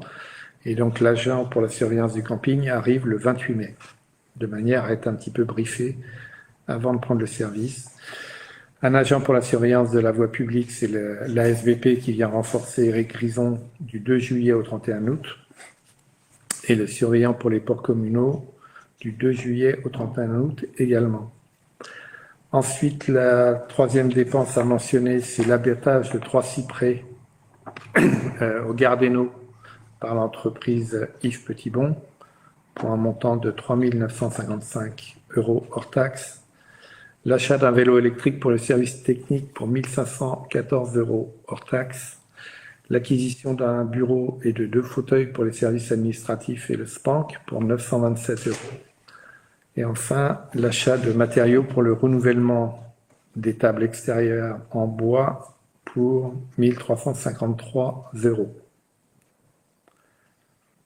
Voilà pour les décisions du maire et les dépenses engagées sur les 3 derniers mois. Des questions ou des commentaires?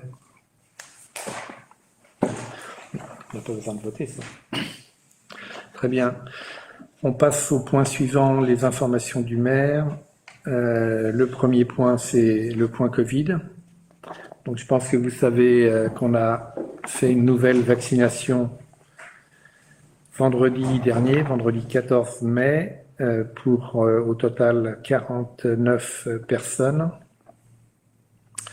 Ce qui fait qu'aujourd'hui, je dirais, dans le cadre de la commune, on a vacciné entre 260 et 270 personnes au total, auxquelles se rajoutent un certain nombre de personnes de l'île qui se sont fait vacciner sur le continent. Donc on est largement au-delà des 300 personnes vaccinées aujourd'hui. On a vacciné tous les gens de l'EHPAD, quasiment, sauf ceux qui ne veulent absolument pas. On a vacciné les enseignants, les employés municipaux, un grand nombre d'actifs, toutes les personnes fragiles ou qui présentaient une caractéristique particulière. Donc, de l'avis du docteur, on est plutôt dans une position favorable. Néanmoins, il faut continuer à faire très attention et pour votre information, un test positif a été réalisé samedi sur l'île. Donc la personne, on lui a demandé de se mettre évidemment à l'isolement et elle a préféré, c'était pas quelqu'un de l'île en permanence, elle a préféré quitter l'île quasi immédiatement, mais ça veut dire qu'il y a encore des possibilités. Pour votre information également, demain on avait la permanence avec l'ABF, qui vient donc une fois par mois sur l'île pour traiter les différents dossiers d'urbanisme. Il nous a annoncé ce matin qu'il ne viendrait pas parce qu'il est cas contact et mis à l'isolement pour 10 jours. Donc il faut encore être très attentif. En ce qui concerne la vaccination qui a eu lieu vendredi dernier, on va essayer de faire la deuxième dose le 12 juin. D'accord, un peu plus tôt que ce qui est recommandé par l'ARS. Et ça, c'est pour être complètement clair vis-à-vis des élections. Il y a un certain nombre de gens qui ont été vaccinés qui vont certainement voter. S'ils ont leurs 2 doses le 12, on sera mieux positionné pour les élections qui auront lieu le 20 et le 27. Voilà ce qu'on peut dire sur le point Covid. Je ne sais pas si vous avez des questions. La seule déception, j'ai oublié de vous le dire, concernant cette vaccination, c'est que on a pu vacciner 49 personnes vendredi dernier, on aurait pu en vacciner plus de 70. Et avec le Toubib, on a mis vraiment la pression sur l'ARS et sur la préfecture pour obtenir des doses supplémentaires, au-delà des 7 flacons qu'ils nous avaient octroyés, ce qui faisait les 49 doses. Et malgré nos tentatives répétées, on n'a pas obtenu gain de cause. Ils sont maintenant focalisés sur le fait que les gens doivent aller dans les centres de vaccination, je dirais, officiels. C'est un peu dommage parce qu'on aurait pu encore vacciner 20 à 30 personnes supplémentaires. Voilà ce qu'on pouvait dire. Le deuxième point concernant les informations, c'est donc les élections régionales et départementales. Donc je vous rappelle qu'elles auront lieu le 20 et le 27 juin. Donc les demandes d'inscription sur les listes électorales sont closes depuis vendredi dernier, depuis le 14. La réunion de la commission électorale aura lieu le 28 et les listes seront publiées juste après cette réunion. Je lance un appel parce que, compte tenu de la situation Covid, on est obligé d'avoir 2 bureaux de vote. On va faire 2 bureaux de vote entièrement séparés parce qu'en plus, les votes sont notoirement différents et on craint qu'il y ait des erreurs. Je vous rappelle que le vote départemental, c'est un vote où vous choisissez un binôme qui va représenter le canton. D'accord. Alors que le vote régional, vous choisissez une liste au niveau de la région. Pour éviter tout problème, on va faire vraiment on va séparer cette pièce en 2. Il y aura un bureau de vote départemental pour les départementales, et un bureau de vote pour les régionales. Mais ça nous oblige à avoir 2 fois plus de membres pour tenir les bureaux de vote. On a une liste qui est presque prête, mais si on pouvait trouver quelques candidats supplémentaires pour tenir une permanence de 2 heures, ça éviterait qu'un certain nombre d'entre nous ne fassent 4 heures. Pardonnez-moi, c'est pas le Covid qui fait qu'on a besoin de plus de monde, c'est le fait qu'il y ait 2 scrutins. Oui, avec en plus des circulations différentes, etc. Donc, vous avez raison. C'est les deux scrutins avec des contraintes supplémentaires. Donc, c'est pour ça qu'on a décidé de séparer complètement les deux choses. Il faut faire 4 heures. C'est ce que vous avez dit. Alors, On fait 4 là, on va attendre. Non, mais là, on a préparé un premier plan, je dirais. Je voulais profiter de ce conseil pour relancer un appel si on peut réavoir 2-3 personnes. On enverra le plan proposé, je pense, à la fin de cette semaine, pour que les gens aient le temps de se préparer. Et effectivement, vous verrez qu'un certain nombre d'entre nous, tous, faisons 4 heures. Et il faut préciser que les personnes auxquelles vous faites l'appel, il vaut mieux qu'elles soient vaccinées pour Absolument, la sensibilité de la commune. absolument. Et d'ailleurs, Émeric en est un exemple. Émeric a demandé à être prioritaire. Oui, je ne veux pas. Oui. C'est tout à fait normal. Les gens qui se proposent pour tenir un bureau de vote deviennent prioritaires. Et il y a des créneaux spécifiques qui leur sont réservés dans les centres de vaccination officiels.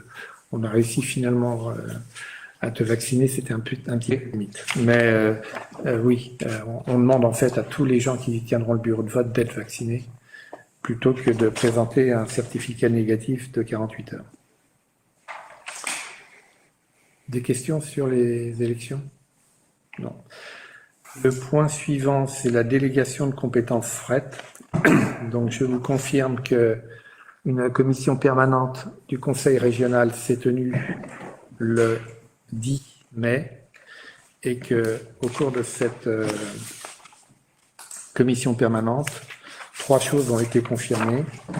La première, c'est que l'appel d'offres pour le fret uniquement, dont la procédure avait été initiée, a été arrêtée.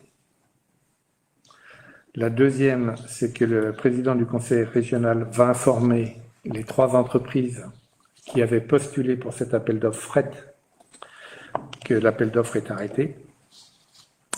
Et le troisième point, c'est d'autoriser le président du conseil régional à signer l'avenant numéro 3 qui va proroger la délégation du service public pour la desserte des marchandises, va proroger d'1 an cette DSP en faveur de la CCI. Ce qui permettra, ils ont ajouté à la région Bretagne et à la commune de Bréhat de terminer la réflexion sur les modalités de mise en œuvre d'une délégation de compétences en la matière. Donc cette délibération qui a été prise le 10 est actuellement en contrôle de légalité. Donc je pense que dès que le contrôle de légalité va être passé, on recevra une confirmation officielle pour démarrer une discussion avec eux sur le transfert de compétences. On peut poser une question? Oui, oui, bien sûr. À ce sujet, vous avez publié un article dans le dernier Bréhat Info à ce sujet. Et sincèrement, je ne comprends toujours pas l'objectif qui est visé par le transfert de cette compétence à la commune. Parce que nulle part on parle de... Pour prendre une compétence qu'on n'a pas aujourd'hui, c'est soit on va avoir un coût moindre, un service meilleur, à coût égal, quelque part un avantage qu'on n'a pas aujourd'hui. Et nulle part c'est dit. On a l'impression que c'est uniquement parce qu'on préfère que ça soit nous. Enfin voilà, il n'y a pas vraiment de raison objective ou factuelle qui est donnée parce qu'une fois qu'on l'a, une fois qu'on l'aura, si on l'obtient, cette compétence, on n'a pas le contrôle des ports, et ça, je ne sais pas si c'est dans les projets, en tout cas à court terme, on n'a pas le contrôle des ports. On va avoir une région qui va être, qui a priori garderait la responsabilité financière, d'équilibre de l'exploitant. Et qu'est-ce qu'on obtient? Qu'est-ce qu'on obtient? On obtient du travail sûr. Pardon? Du boulot, du travail certainement. Non. L'idée c'est pas de partir sur une régie. Si si c'est ça que vous pensez. L'idée, c'est d'optimiser. Aujourd'hui, on a 3 transports indépendants qui, tous les 3, disent qu'ils perdent de l'argent. On a le transport de la CCI, qui perd, ça, on le sait, c'est 80 000 euros Ouais. par an. c'est le public. On a le transport des déchets, qui lui coûte beaucoup plus cher que tous les autres transports qu'on peut imaginer. Et on a le transport réalisé par Bréa Logistique, qui transporte des matériaux et du fret pour les commerçants. L'idée, c'est de voir le moyen de fédérer ça, et ça ne veut pas dire qu'il y aura qu'un seul acteur, mais comment on fédère ces 3 transports pour diminuer les pertes, parce que tout le monde dit qu'il perd de l'argent, et il y a un problème de volume. Il y a clairement un problème de volume. Chaque entité indépendante n'a pas un volume suffisant pour équilibrer son activité. Donc l'idée, c'est d'obtenir ça et d'obtenir un meilleur service. Parce qu'aujourd'hui, les gens se plaignent du service qu'ils reçoivent. Donc, c'est les deux choses, hein, c'est les coûts et la qualité de service.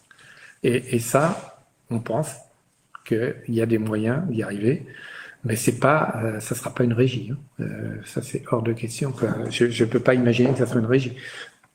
On verra quelle formule on retient, mais on va discuter avec toutes les parties prenantes parce que toutes se plaignent de perdre de l'argent. Et quelque part, il y a quelque chose qui fonctionne pas.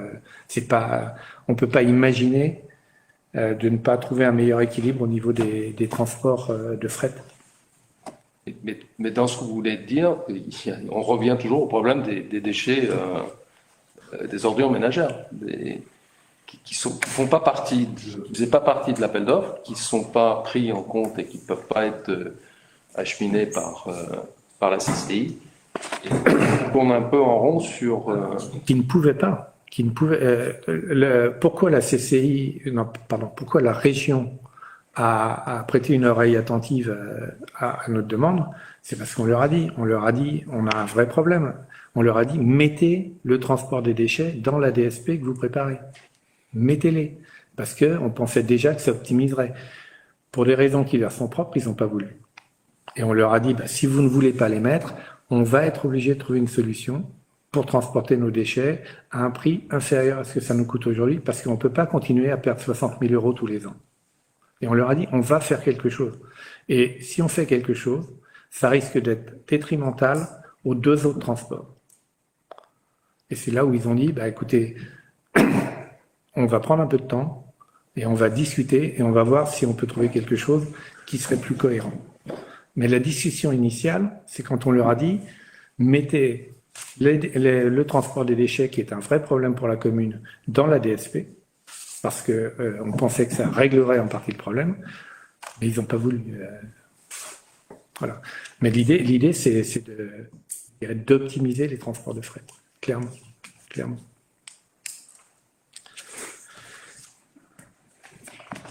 Le point suivant, sauf si vous avez d'autres questions, c'est l'EPID.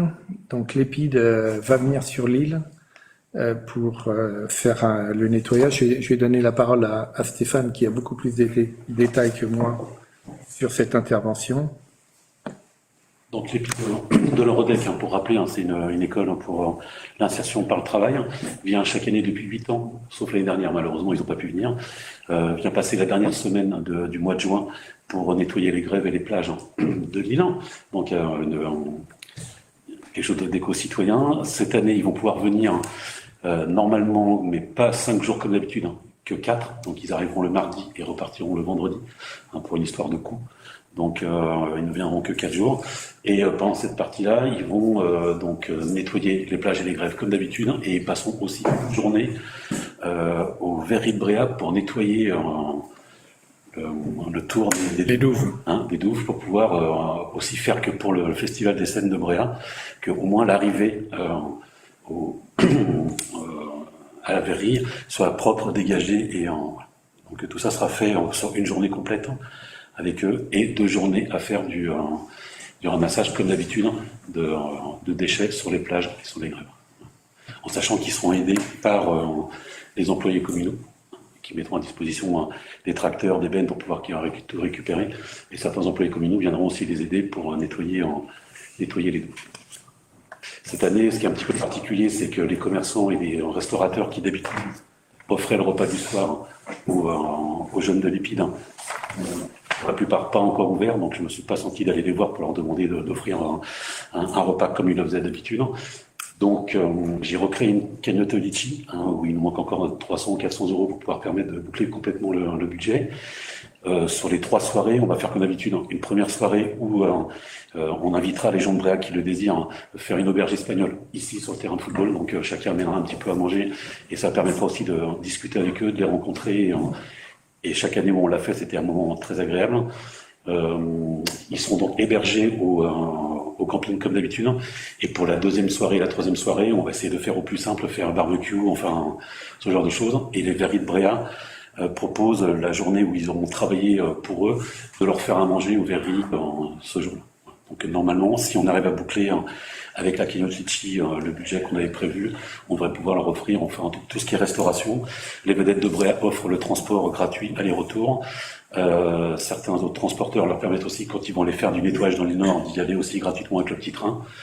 Et on compte aussi sur les gens qui veulent venir participer avec eux pour cette semaine-là. Donc ils viennent du mardi 29 au vendredi 2 juillet.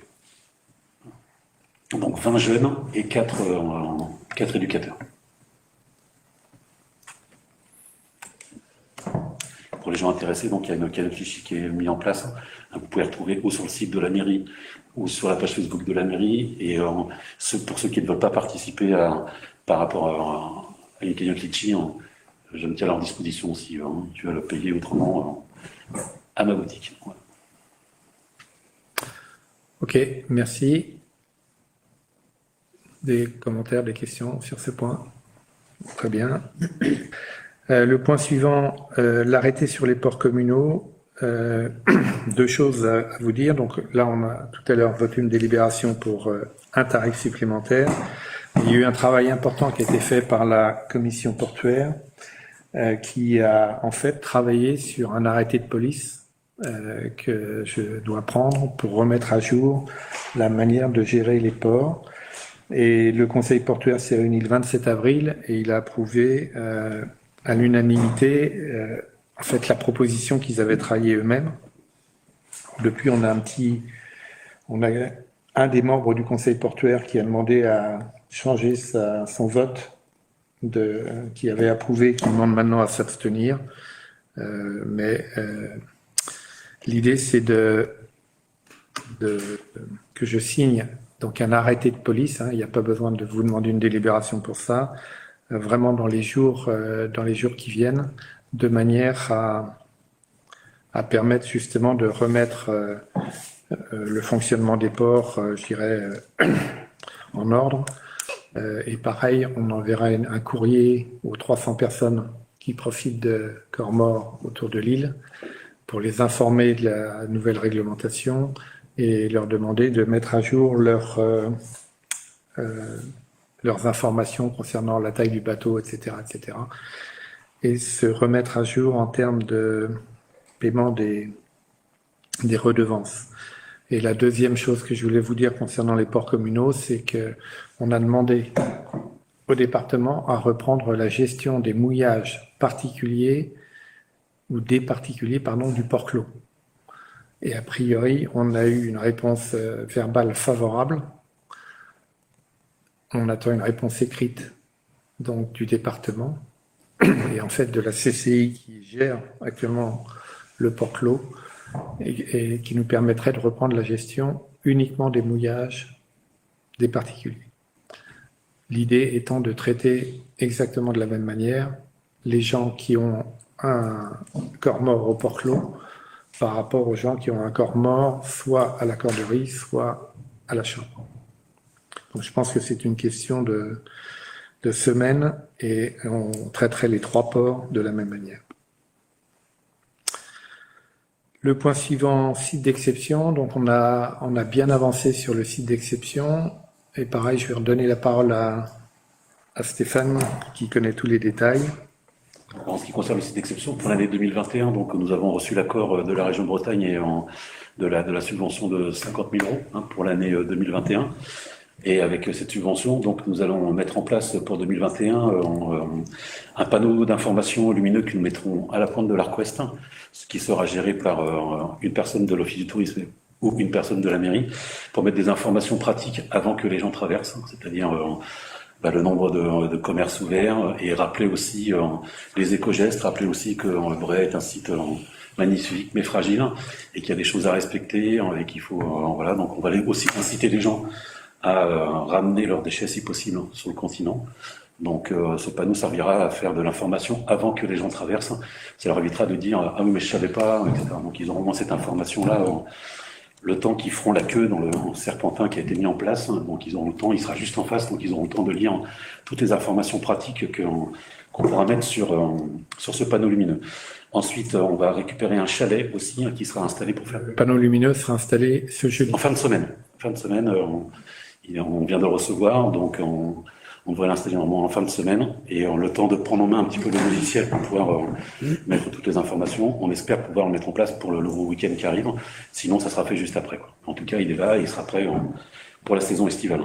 De même pour un chalet, donc point info, qui évitera aux gens de partir du Port-Clos et d'être obligés d'aller jusqu'à la place du bourg et de monter les 13 marches pour pouvoir avoir une information touristique. Donc on a un chalet démontable qui va arriver et qui sera mis sur le tertre du Crèche Cario pendant la période estivale.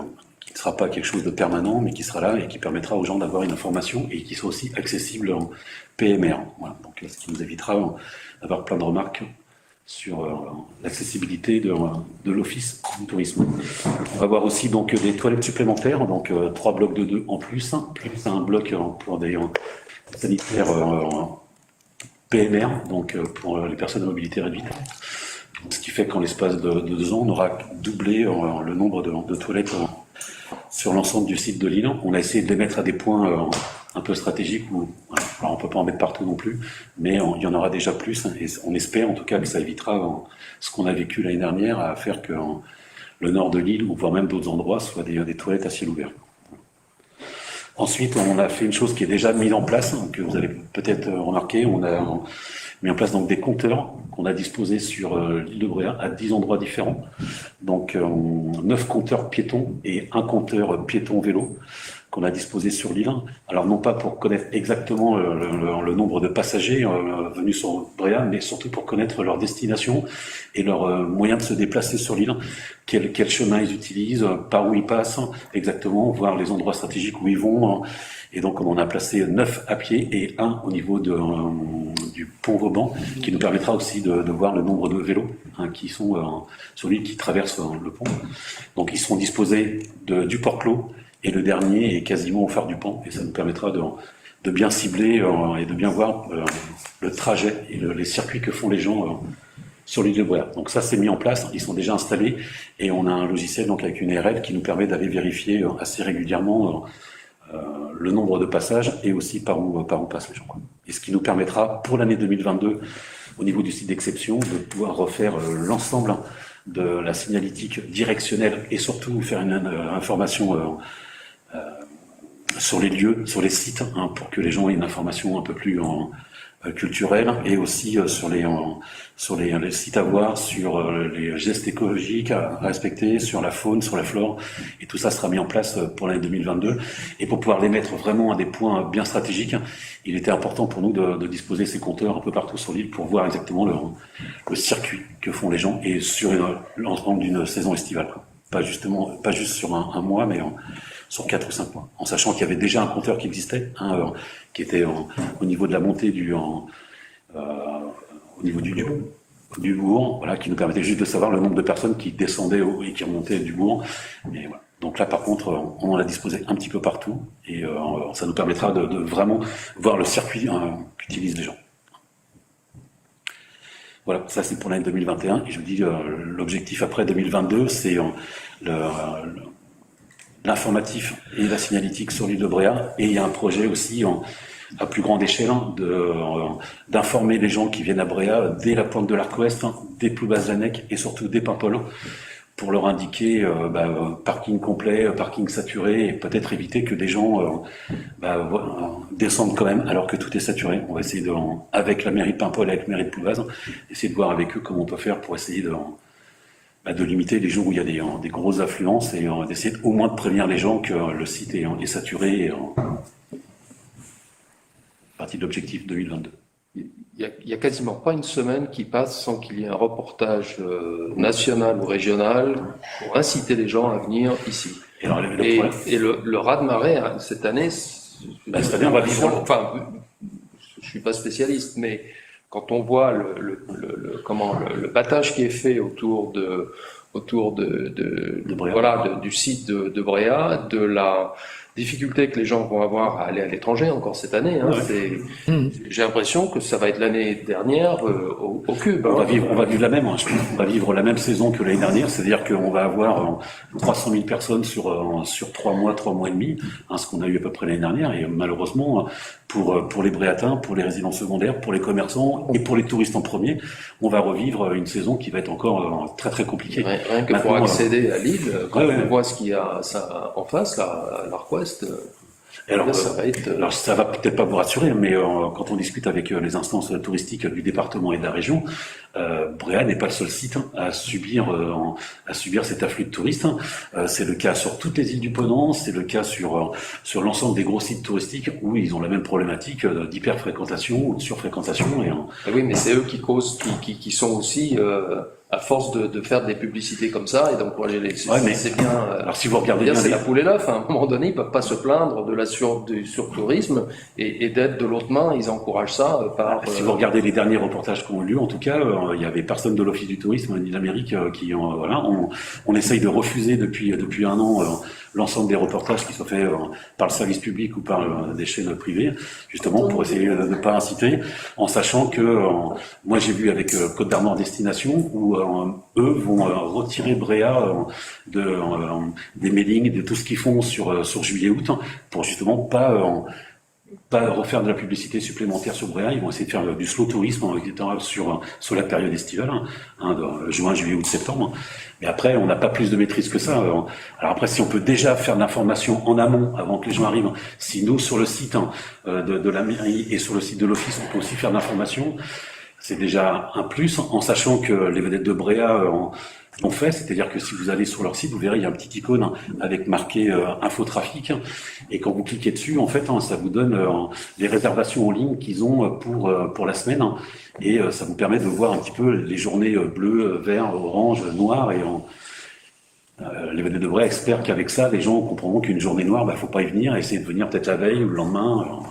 Pour l'instant, on en est là. Si on peut déjà, non pas se mettre la tête dans le sable, mais au moins essayer de faire de l'information, et essayer de prévenir les gens qu'en effet, il y a des jours Bréa est saturé, et on va essayer de le mettre en place. Mais c'est compliqué, et pour l'instant, on n'a pas d'autre moyen que cela. Voilà. On refuse systématiquement les sollicitations. Récemment, il y a eu le reportage de France 2. Oui. J'avais été sollicité, j'ai refusé. Mais on ne peut pas les empêcher de faire ce reportage. On a été sollicité à l'Office du tourisme de la même On a été sollicité le village fleuri de France, on a été sollicité le plus beau village de France. Chaque fois, systématiquement, on refuse, parce qu'on sait, comme vous le dites, que c'est un média qui ensuite attire encore plus de monde. Mais on peut pas les empêcher de faire leur reportage pour autant. Et le Ponant va accoster mouiller comme l'année dernière ou... Pour l'instant, non. Par contre, un des concurrents du Ponant a demandé une autorisation qu'on leur a pas donnée. Et a priori, les Ponants, c'est des petits bateaux par rapport aux concurrents. Alors, je me rappelle plus du nom de. Pour l'instant, on a refusé simplement. D'accord. Oui, mais c'est un des concurrents du Ponant. Alors, je sais pas s'ils viennent avec des gros bateaux ou des petits bateaux. On a simplement refusé. D'accord. Le point suivant, enquête biodéchets. Donc actuellement, il y a une enquête pour les biodéchets en cours.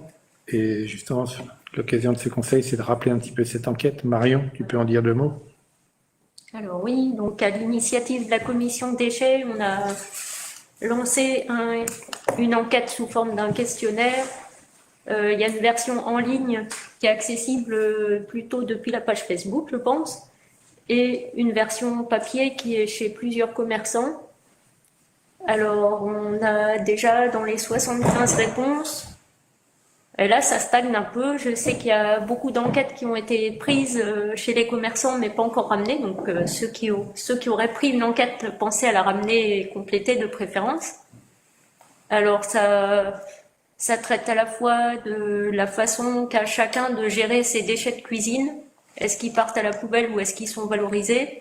Et de la façon de chacun de gérer ses déchets de jardin. Est-ce qu'ils sont de la même manière valorisés ou est-ce qu'ils sont brûlés ou est-ce qu'ils dérangent, on ne sait pas quoi en faire, pour après que la commission déchets puisse prendre les meilleures décisions, enfin plutôt faire les meilleures propositions les plus adaptées pour gérer tous ces déchets organiques.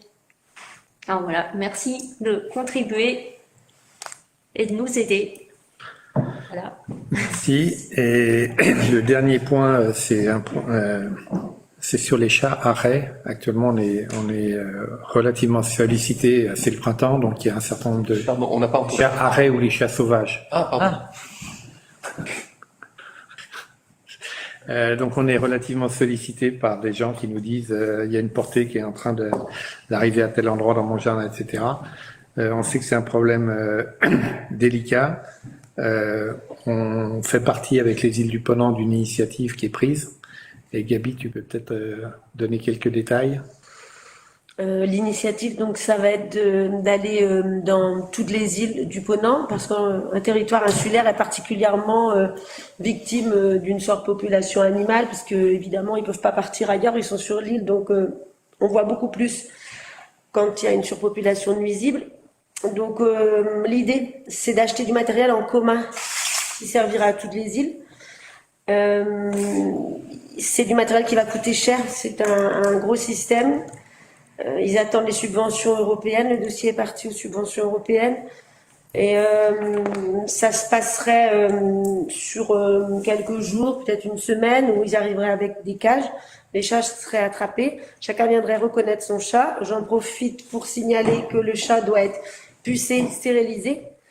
C'est très important. C'est l'époque où on voit, on dit j'ai des petits chats. Il faut pas avoir des petits chats. Donc les chats doivent être stérilisés, pucés. Il y a autre chose qui est puni aussi par la loi, c'est qu'il faut pas nourrir les chats. Je le répète, il faut pas nourrir les chats. C'est comme les pigeons, c'est comme des animaux. Si votre voisin a considéré que la présence de chats le dérange, il faut pas nourrir les chats. Sauf le sien, bien évidemment.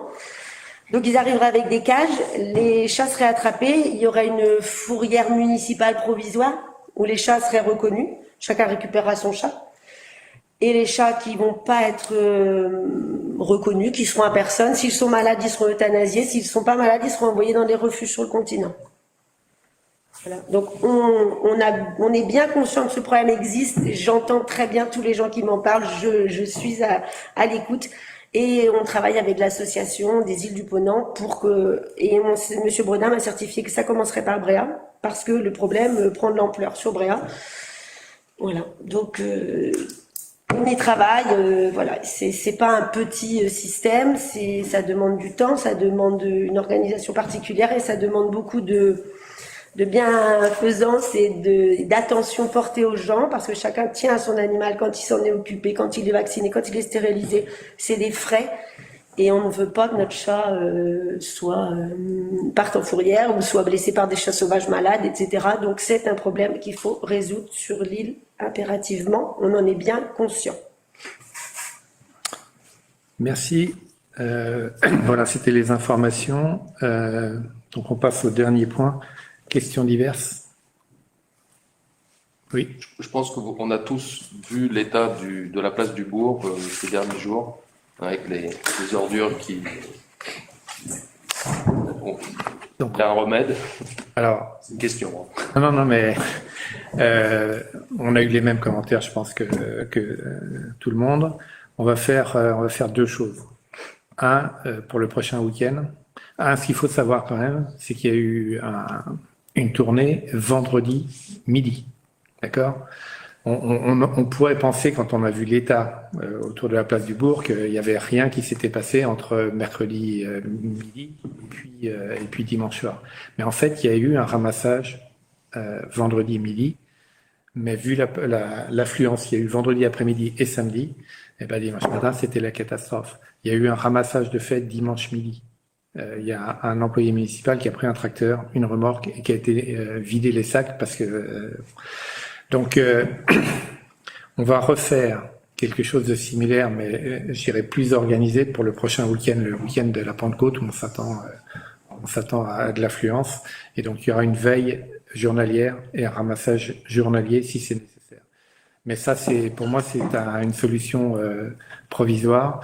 On va demander à la commission déchets de travailler sur le sujet parce qu'on a toujours cette problématique. On peut mettre plus de poubelles, mais ça attirera plus de déchets, ça fera plus de détritus autour, d'accord.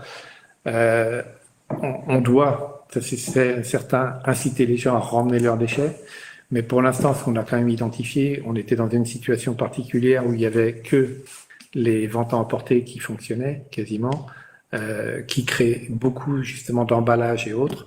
On va demander à ces commerces d'avoir leurs poubelles et on va essayer de travailler avec eux pour faire un système où il y aura une vidange de leurs poubelles d'une manière particulière. Mais aujourd'hui, en fait, les deux principales ventes à importer qu'il y a sur la place du Bourg n'ont pas de poubelles, ni l'une ni l'autre. Il y avait des poubelles avant, donc on va leur demander, on commence à travailler avec eux pour leur demander de remettre des poubelles à eux, et puis on va voir avec eux comment on fait pour les traiter. C'est pas lié qu'au sandwicherie, hein, c'est aussi que l'ensemble des gens qui sont venus, certains sont venus avec leur propre pique-nique, vu qu'il n'y a pas de restauration, et qu'ils ont aussi engendré énormément de déchets et consommables, comme ça, c'est terrible. Donc on est conscient. On a eu le même problème au Port-Clos, hein, les deux poubelles du Port-Clos. Ouais, je les ai nettoyées plusieurs fois. Des touristes qui les ont vidés, qui sont venus me demander des sacs poubelles et qui ont tout mis dedans. On est conscient du problème, la solution n'est pas évidente, mais on va y travailler avec la commission d'un côté, et puis on va mettre en place des systèmes, je dirais,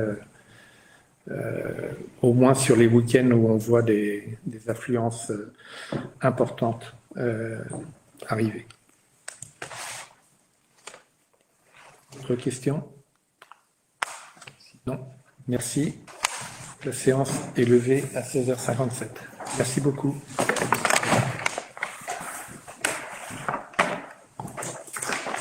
Oui. Donne le dossier.